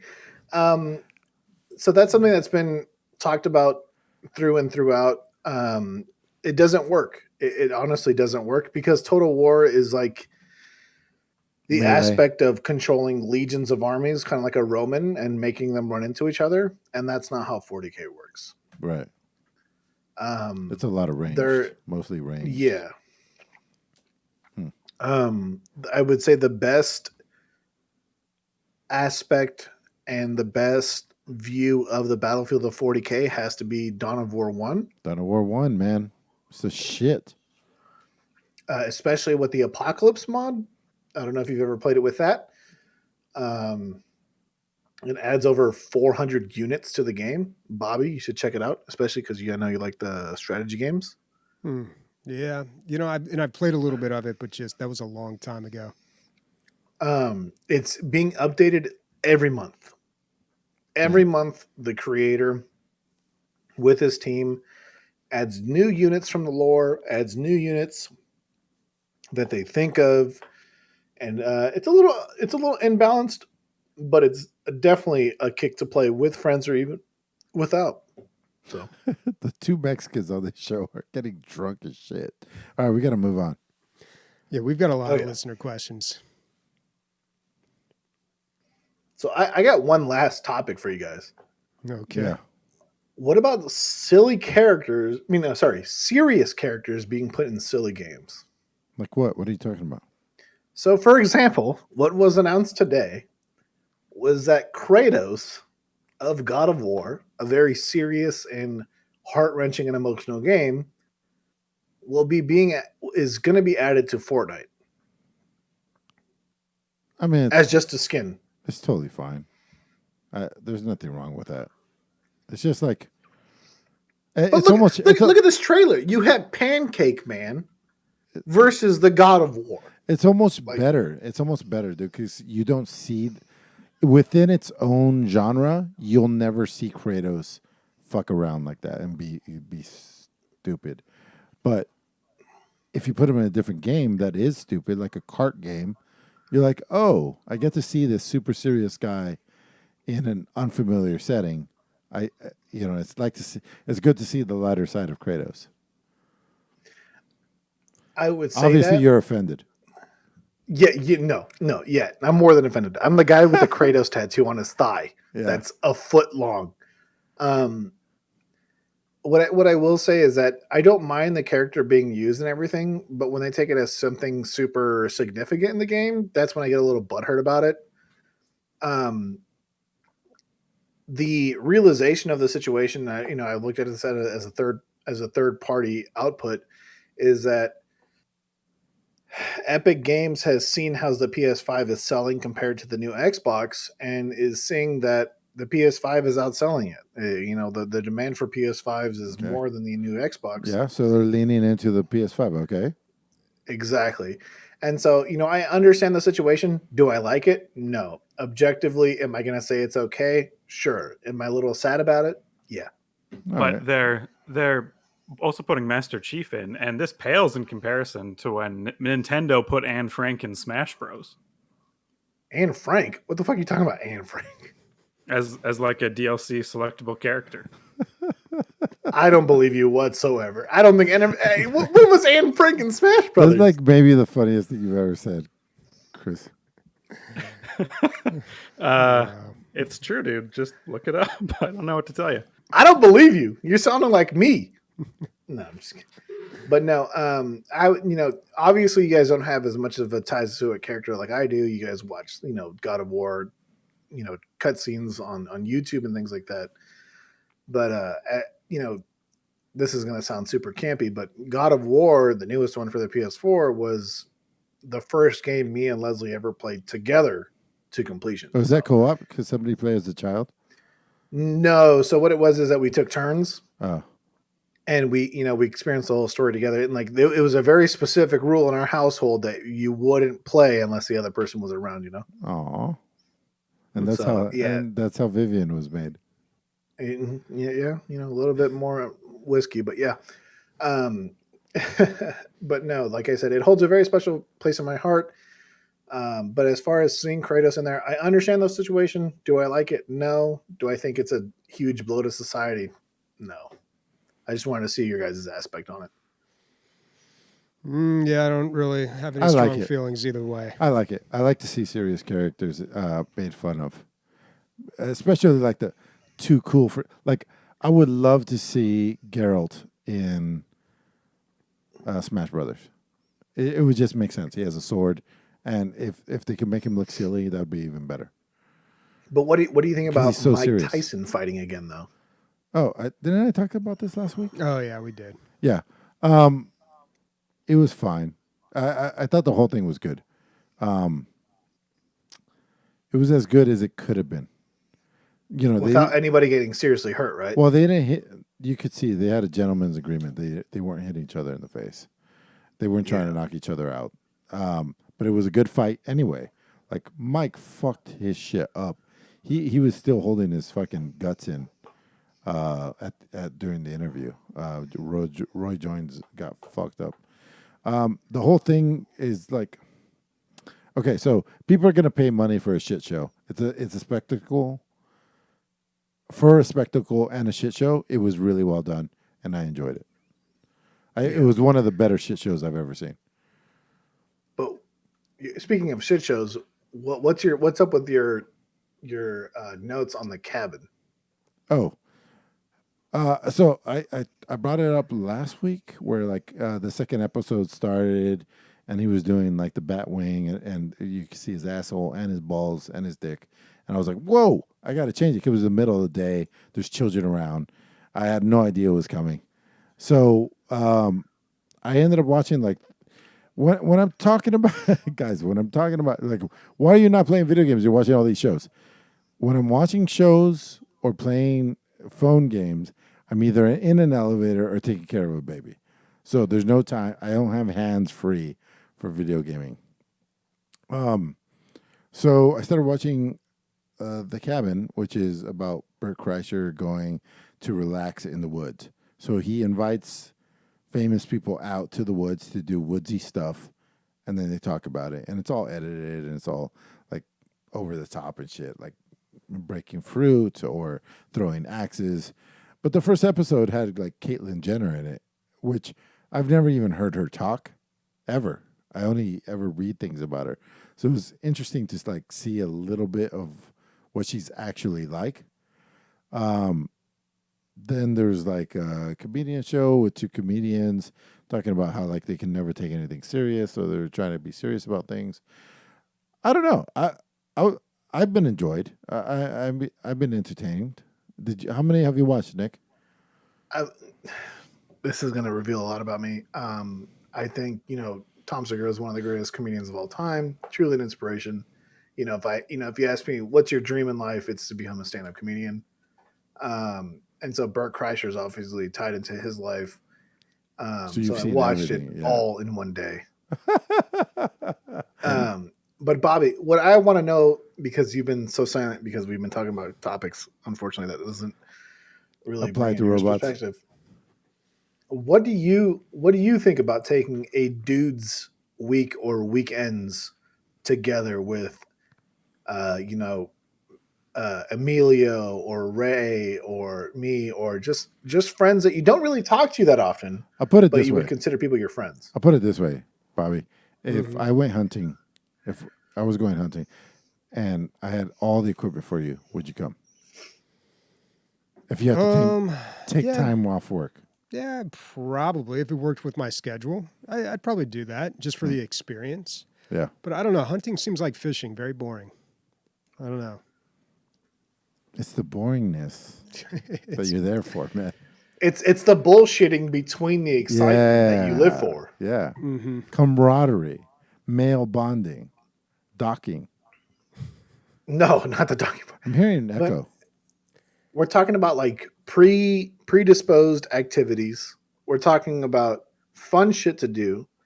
Um, we're not talking about drinking or anything, but we're talking about just overall a good time. Would you be open, if I flew out with no family to San Diego to It's to just something experience a super weekend specific. trip like this on the cabin? In a cabin? Now it's getting gay. Yeah, someone might get murdered out there. No, I mean I'd probably be down. It's called the stabbing cabin. Yeah, I mean probably. It really depends on my schedule.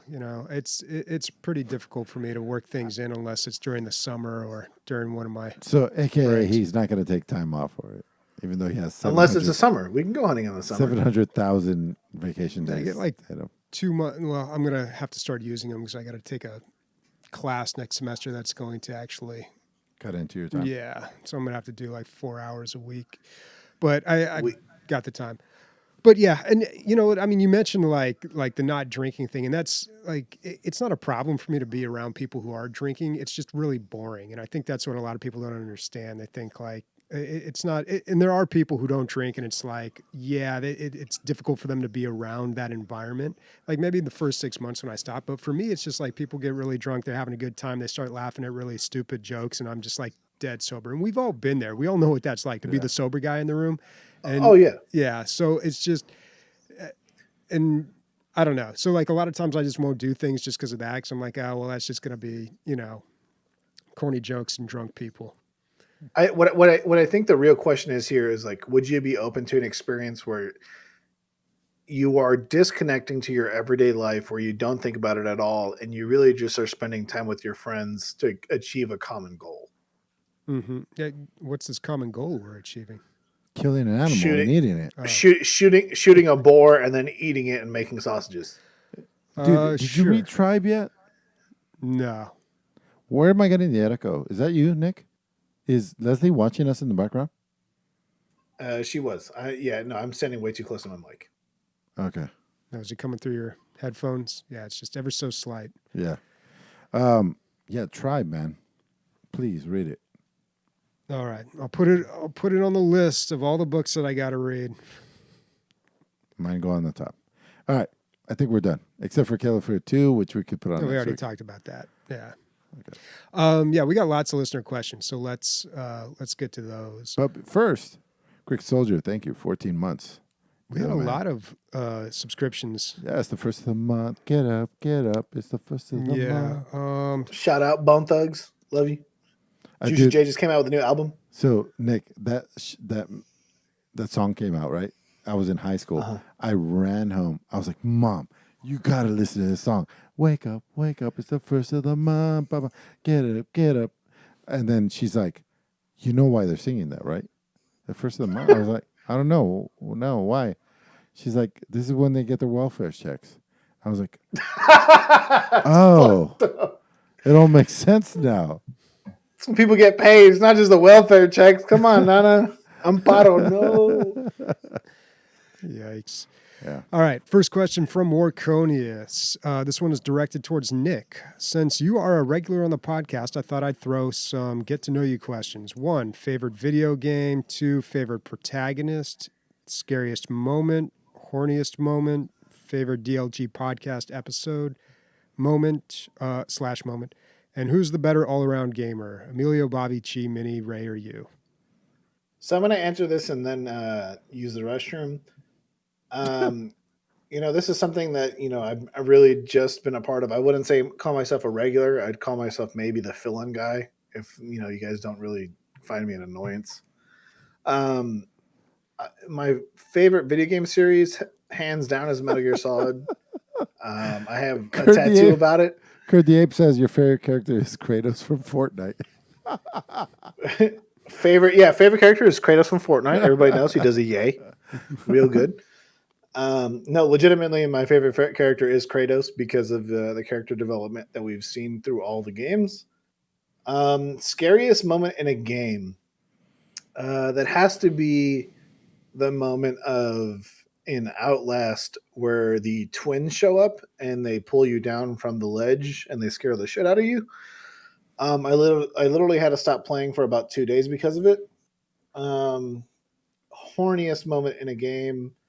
This is going to be a super niche answer. I owned a PSP at one point, and I didn't know what Darkstalkers was. I thought it was just a Street Fighter clone. And if you guys don't know, there's a character named Morgan in in Darkstalkers, and she wears like a corset, and her boobs are pretty much out. As a 13, 12-year-old, that was insane. I thought the Favorite cat deal- chick was a little hotter all the time. I always thought she was hotter. Who? The cat chick. Oh, Felicia? Yeah. Yeah, I'm not into that. But she's obviously attractive. Favorite DLG podcast / episode moment has to be Bobby eating what was it? It was like pretty much everything on a plate. It was like the tripas. Tosti Loco. Yeah, the poti loco. What is it again? Tosti Loco. Osti loco. Tosti. Tosti loco. Yes. Seeing Bobby eat that, one thing that I love Bobby is he's down for anything. Like it'll be like salchichas with oreja de puerco, and he's like, you know what? I'll try it, man. Whatever. Yeah. Salsa, no salsa, I'll try it. Down to download is the episode name. Yeah, I think you just nailed it, dude. Down And, to download. It's one of the best things about Bobby. As a friend, he's really down for anything. He'll try everything once, even though, when you get down to his personality, you may think he's not that very adventurous, but he really is down for the fight. Oh, Chi's here. Hi, Chi. Hey, Chi. So Chi. When it comes to all around better gamer, Emilio, Bobby, Chi, Minnie, Ray, or me.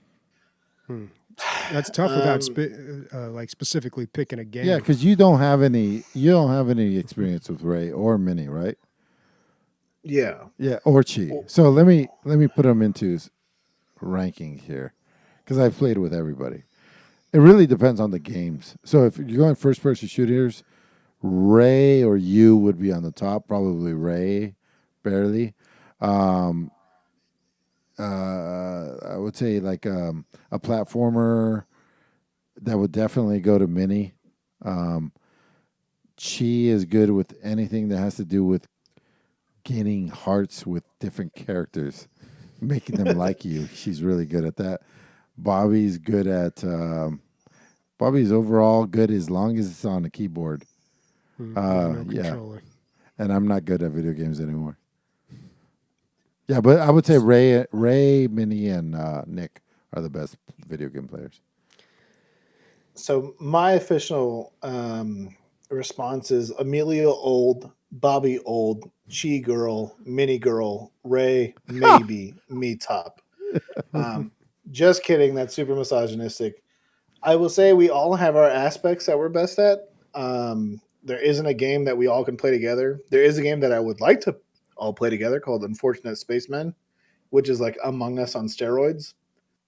I've played that. Because it incorporates all the things you just said in one game. Did you like it, Bobby? It was pretty good. Yeah, it was pretty good. It's like Among Us. It's totally like Among Us, but it didn't have like the audience or the memes and the numbers. Right. It's free to play. Let me say that. Mm-hmm. So I would love to get a DLG, maybe Christmas Eve or Christmas Eve, mini podcast or stream going, because it's up to, I believe, 16 players in one lobby. Mini Girl might be the other fucking episode name. Sorry. But All right. yeah, no, those are all my answers for that question, Marconius. Thank you. Like I said, not a usual, just a fill in, really. Thanks for the subscription from Chi in the Look at chat. that, tier 1. Hey, yo, Nice. 20 months. Wow. Damn. Got that money, got that paper. She's got a fucking crush on Bobby. Must be the beard. The next question is for me. It's from Curd the Ape. It says, Bobby, with Cyberpunk 2077 releasing this month, what old game does it inspire you to resurrect and play instead? That's pretty good. But honestly, The Witcher 3. I already downloaded it. And I'm like, because I've got a break coming up in about 2 weeks. And I'm like, God, I really want to get into like, a thick game, like something that's got some meat on its bones. Even when Cyberpunk, I know, in Cyberpunk. And it's like, well, do I want to pay $60 for Cyberpunk or just play this other great game I got sitting right here that I haven't touched? I mean, I've tried to get into, I tried for like 3 hours to get into Witcher 3. It didn't happen. But, like you and many other people had this experience. 3 or 4 times, yeah, man. A couple of times, and then you finally got into it. So I'm thinking maybe this is the time. And yeah, I don't know. We'll see, man. But I'm really excited just to see what happens with Cyberpunk because there's so much hype surrounding it, and it looks like it's going to live up to it. So it's going to be a wild ride. We'll see what happens. Can't wait for all the YouTube videos and memes and social media. All right, next question from Orconius. He's got a lot of them here, so I'm just going to go through these.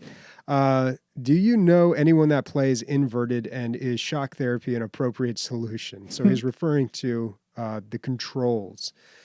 This happens a lot when you're manning a vehicle, I've noticed. They'll invert the controls on you, and I never use it. It's super annoying for me. Wait, so when I go towards my monitor, that raises that's normal, right? That's not inverted, right? No, it usually has to do with like up and down. Yeah, that's what I'm talking sometimes about. left to right. So if I'm going towards my monitor, forward, that should raise my sights. Yeah. Yes. Yeah. Okay, good. Correct. And then the other one is inverted. Because a lot of games have it like that by default. Yeah, No, I don't no, like no, that. I don't like that. It doesn't make any sense to me, but it's probably just because I'm used to doing it the other. No, the it's because original that's way. how flight controls are. If you push forward, you go Yeah, down. yeah, you go down. So Yeah. Correct. You can go fuck right off. Do you play like that, Nick? So I play as in push mouse forward, go down. Pull mouse backwards, go up. Yeah, I agree. oh no, that's not how I play. Wait, push my forward, go. No, yeah, no. You What's really need shock therapy. This is getting way too confusing. What's really annoying is by default, Macs do that on their scrolling, and they have a word for it. I can't remember what it is, but it's like natural scroll or something. I think they call it. So like if you scroll down, or if you pull your fingers down, like you're clawing down on the trackpad, then it scrolls up. And As if you're grabbing it and pulling it yeah, down. exactly. So yeah, Macs are set up but like that or by default. I don't know. I'm running like OS 10.14, so maybe they've changed it. I will say that Chad is left-handed, and that's caused throughout the years all kinds of problems with him with gaming. Like, your non-dominant hand. Yeah, I mean, finding a mouse, first of all. Yeah. For years, he used a mouse on his right hand, and then eventually he moved to the left. You have to find the left-handed mouse, I remember. And then after that, you got to switch to arrow keys, and then anything bonus you want to do, you got to go and find the key. You got to move your hand way across. So that's fucked up. So you end up playing backwards. God, I wonder if there's a reverse it's keyboard out there. IJKL for left-handed users is what you use instead of WASD. Yeah, and then the other thing is sitting next to him eating. He'd always be like, I can't sit to your right to you. And I sit to the right of you.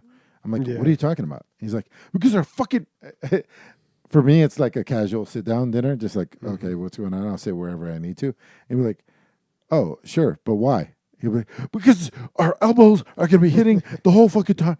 And so it's like lifelong fucking frustration you're dealing with. And the other thing you don't think about with being left-handed is as you write, the fat of your hand is touching what you just wrote. So you're not only are you smudging it, but it's all over the base of your hand as well. That's fucked up too. So I'm left-handed, And that is the real struggle, okay? As someone who grew up with an oaf of a brother who's right-handed, I couldn't sit at the same side of the table as him, all right? So it is a struggle when we go to dinner, okay? We got to sit on the outside. We should just put all the left-handed people one In place. burners. Yeah, like a ovens. camp or something. Ovens. Yeah. And just We don't need it. You know, somewhere where they can concentrate real well. So have you heard this, Bobby? So there's no evolutionary there's nothing evolutionary that promotes you being left-handed. This is from a book I read. I forget what it was. Because left-handed people, for some reason, die of heart attacks earlier than right-handed people. So there's no. This sounds completely unfounded. It's true. Go Fucking ahead. somebody look it up. Everybody knows left-handed people die of heart attacks. Yeah, like for some reason. But anyway, So what is the genetic or beneficial evolutionary trait? They're better in fights.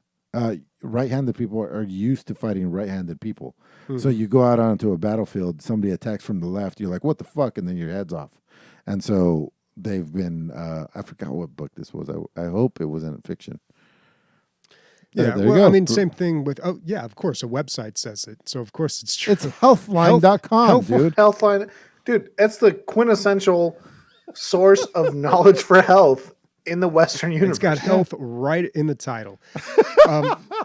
But, yeah, dude, it's the same thing in a lot of sports, like left-handed pitchers. And you strategically use left-handed pitchers Yeah. at certain times. Like if you've got a left-handed batter that you really want to strike out, you pull a left-handed pitcher out of the bullpen. Southpaw fucking fighters, they're not it.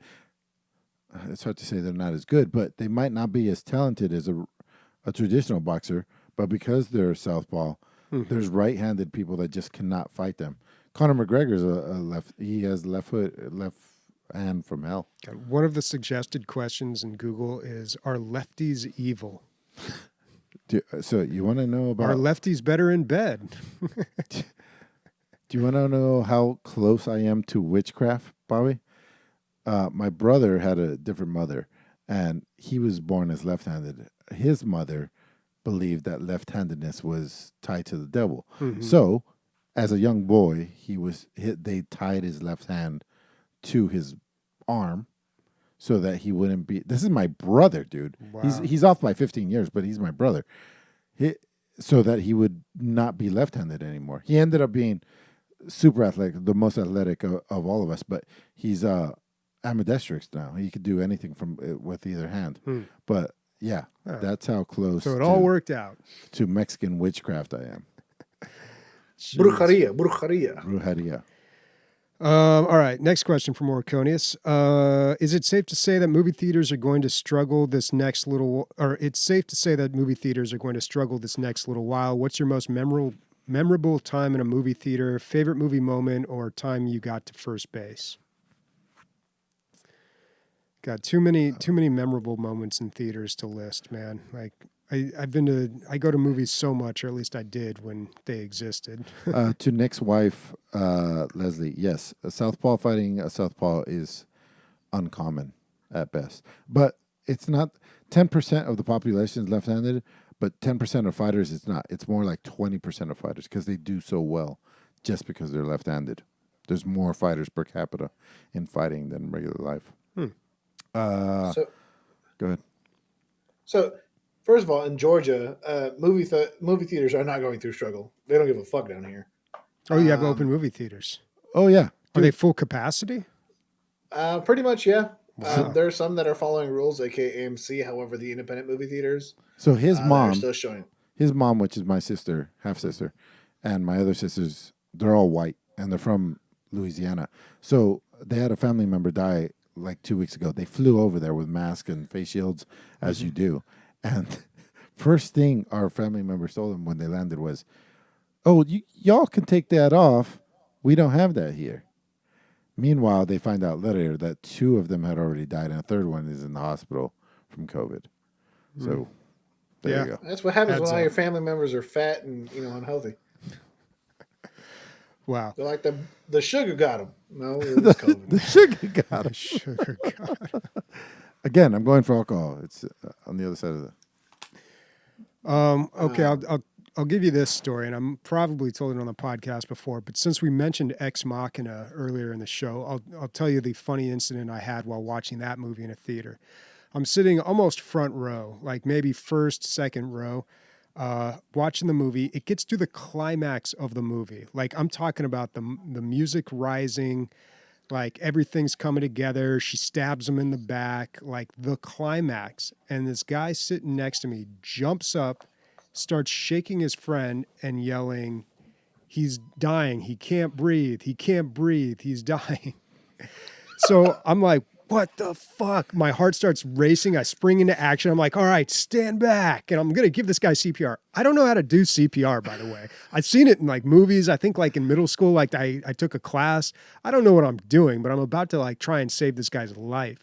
So then I grab the dude and I start like laying him out. And then he just snaps awake and goes, huh? What? What? And then I look at his buddy who was yelling and he's like, oh, I guess he was asleep. Like, what the fuck, dude? What the fuck? He was probably higher on mushrooms. No, dude, these were like 45-year-old guys. These are like Prime for dying.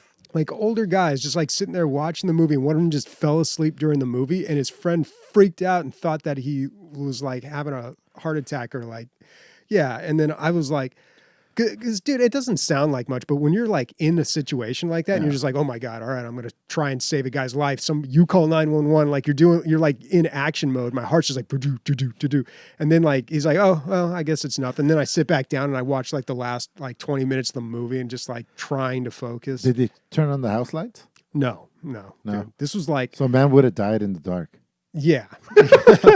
Fuck him. If he's gonna die, let everybody enjoy the movie. Sometimes they die. Man, and that's just one of the many movie moments that I got, dude. So many. Dumb question, Bobby, but maybe not. Prefer to watch in the comfort of your own home or in the movie theater? Movie theater.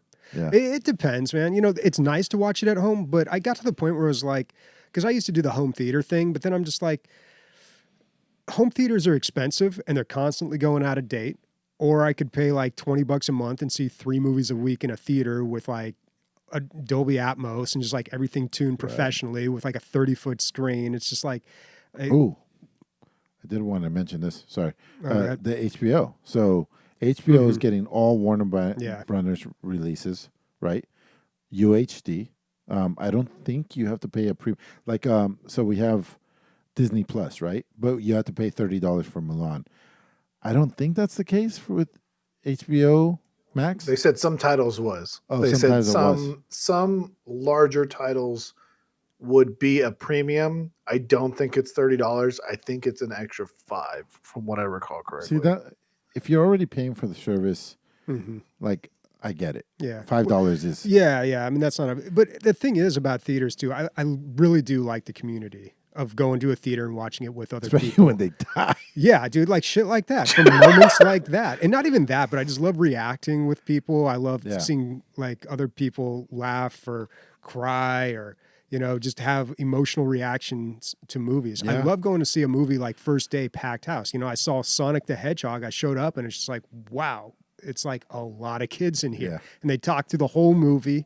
And like they were constantly just yelling shit out, and it was great. I was just like, "All right, yeah, this is best birth control ever." Yeah, this is a fun experience for me. You know, like I could watch this movie at home and have a, you know, much more private, undisturbed experience. But I don't know. For me, going to a theater is like, it's always kind of sad going to a theater and there's like 3 people in there, and you're like, oh, okay, cool. I mean, this will still be fine. But you know, I do like when it's a crowd. Watching stand-up comedy in person versus watching it on Netflix. Different. Completely different. 100% different. I can't even breathe. I'm laughing so hard because it's a communal. And what's crazy is like, so I've been to like, you know, American Comedy Company where it's like small venue, and then I've been to like the Civic Center where it's just huge, and I've been way in the back, and I'm still like it.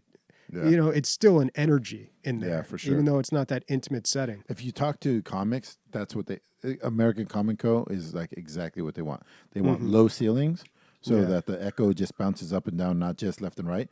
And then it's a great venue. Intimate, yeah, it's a great venue. Yeah, and now it's dead.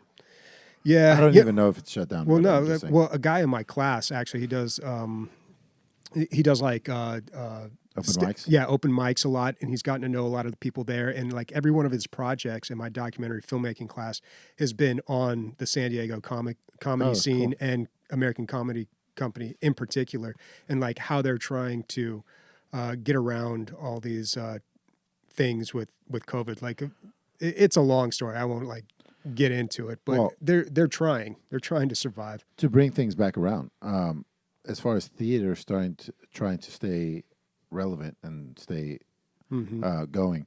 Did you see this whole private party thing where they rent the theater out to like Yeah, you can a rent it. birthday or whatever? Yeah. I mean that's a great idea. It's not going to save them, but it'll stem the bleeding. Yeah, and That'd be I like great. watching movies with strangers though. Like I love that. I love like watching a movie and then like laughing at something and then somebody like a couple seats back laughs at the same thing at the same time. I'm like, this guy gets it, dude. Like there's a connection between me and some random person. Like we have the same sense of humor or something. So I have that same connection when it comes to watching it in Monterey, and there's like 5 people behind me that are like, "Oh hell no, don't go in that room. He gonna eat you." And that's the shit I live for. That it's a double win-win because I'm there with my wife. We have date night. You get the popcorn, you get the alcoholic Slurpee. It's a good time, but you also get, like Bobby says, you get the interactions with these strangers. That really makes it. Very quickly, my lowdown. I love to sneak in a flask and spice up my drink. Although recently there's been bars. Most of them have bars now, which is nice. Yeah, AMC's calls their bar MacGuffins, which I thought was pretty clever. That is good. Let's see. I've definitely gotten a blowjob. One of my first blowjobs I got in a movie theater. What else? That's how they did it in the 80s. Oh, I've told this story before. There was a very, very gross scene in a movie, the Robert Rodriguez Planet Terror, and it happened, and I was the only packed house.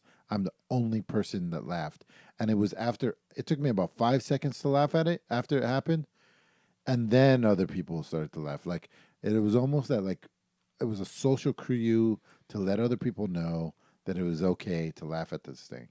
And that was really interesting. I'll never forget that because silence. And then I was like, ha, ha, ha, ha. Like I lost my shit. And then everybody was like, oh, okay. I think, you know what I mean? Like it changed the mood in the room. Just a catalyst. Yep. All right. Next question from Morconius. It's safe to say. Oh wait, no, we read that one. Aside from Jackbox, what party games do you recommend for non-gamers on Steam? Non-gamers. Tabletop Simulator. And that one can be. Yeah, that's a good can be one, but technically it requires some technical prowess. I feel like. a little bit. Well, not Depending on the game anymore that you because play. only the host has to have the DLC now. No, we're talking about like. Yeah, but even just controlling that, like first of all, like I can't tell my dad, like, hey, get a Steam account, buy this game, install, like that's a little out of their league. But The Yogg, Yogg's all right. That's an okay game. because you only need one controller, And and you you pass just it around. But I multiple don't think choice. that's like too exciting though. Like It's not for a too good party exciting. game, I always recommend Gang Beasts. I feel like that's the go-to. Because you just hand them a controller. and you don't need to be really good at it. Yeah, you could get lucky. Yeah, you can totally get lucky, and it's hilarious. It sets a great mood. I mean, hate to bury it, but like Mario Party, I know it's not on the. There's still not an equivalent on the PC.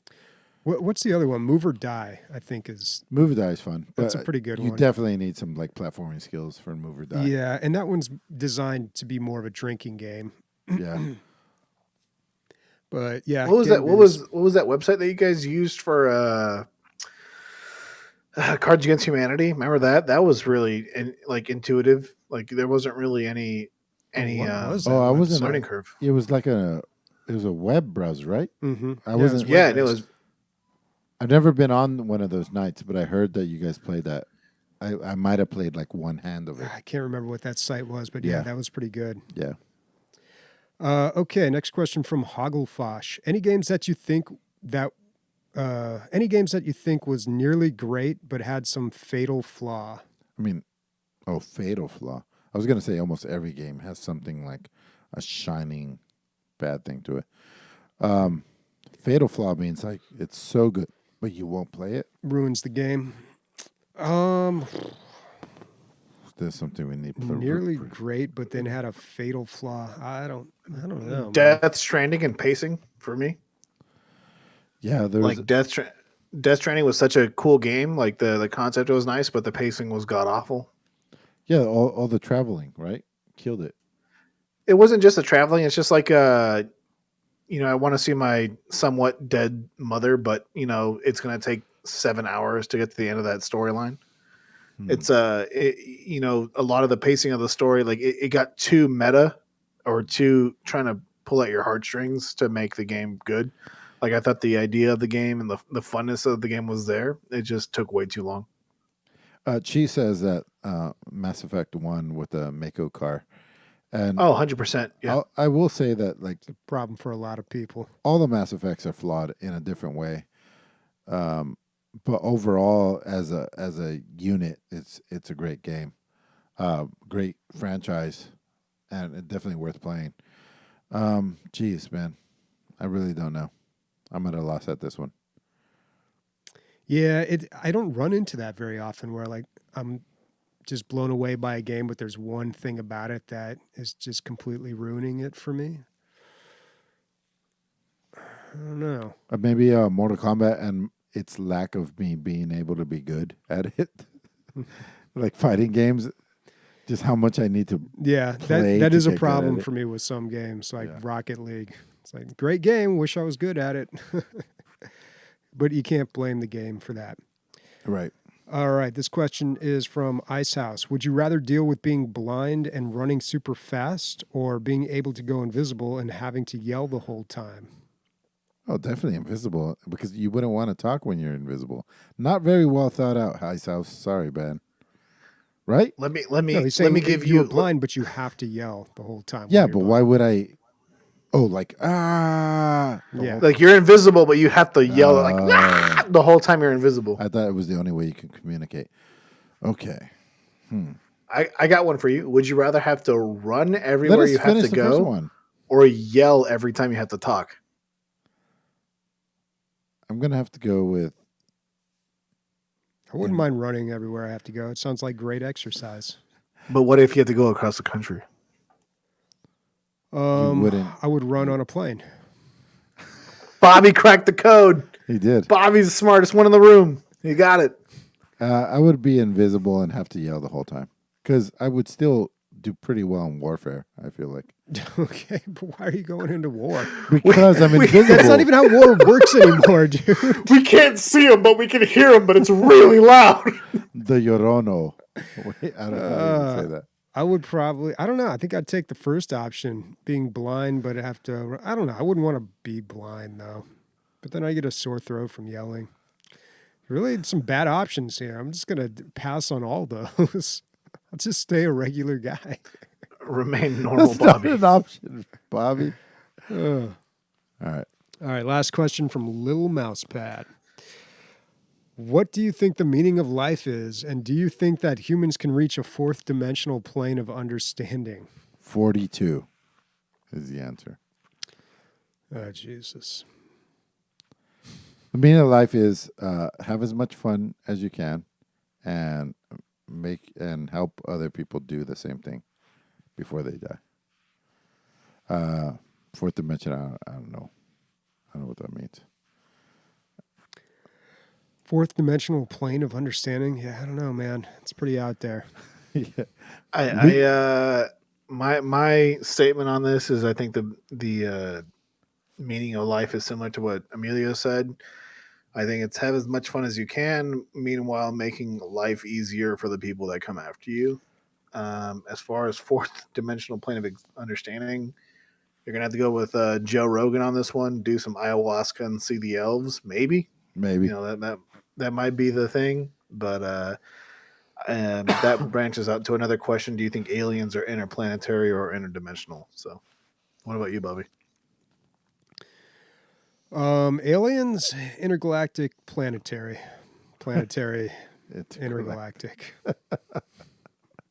All right, what are we playing next week? I don't know. It's all up to my fucking work, man. I put in 80 hours, and this week was 70 hours, and then the drive, and then chores. I don't have time for fucking shit. So I don't know. Probably The Witcher 3 and maybe probably To the Top if I remember to take the VR home. It But will yeah. be playing the game of taking care of Vivian, doing the raid on Wednesday and Thursday, and playing Cyberpunk on Thursday. There you go. Cyberpunk comes out Thursday, so brace yourselves.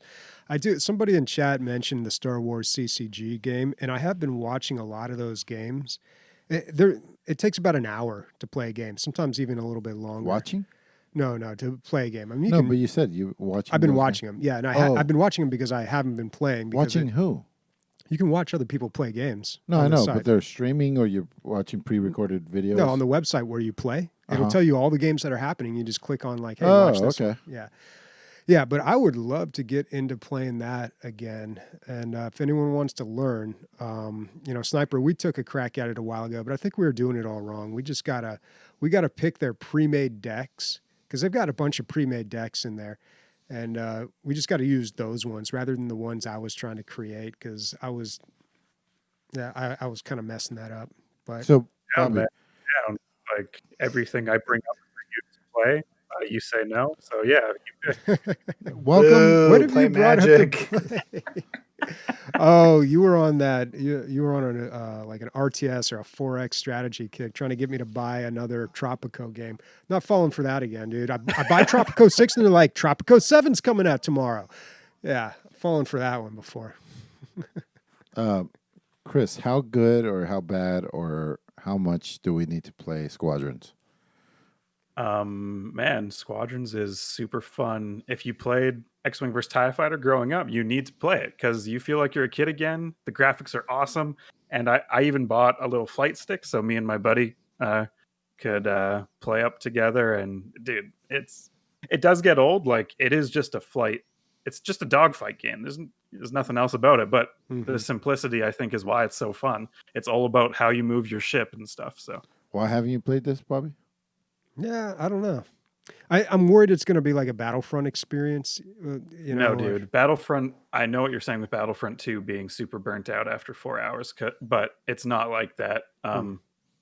Battlefront 2 got it visually right, but this just feels great. You have to have a flight stick, though, or in VR with a flight stick is like how people are recommending it to be played. Flight stick. Wow. Yeah, I don't know about that. All right. Well, Nick, what are you playing next week? I already said WoW and Cyberpunk. Oh, that's right. All right. Speaking for Bobby, Nick, Chris, and myself, no time for titties. Bye. Bum, bum, bum. Bum, bum, bum, bum, bum, bum, bum. Was Activate Windows on the entire stream? That's been on there for months. It doesn't show up on stream. Yeah. Not that it really exists. That's why. Yeah. It's not Not really that we're using a non-activated version of Windows.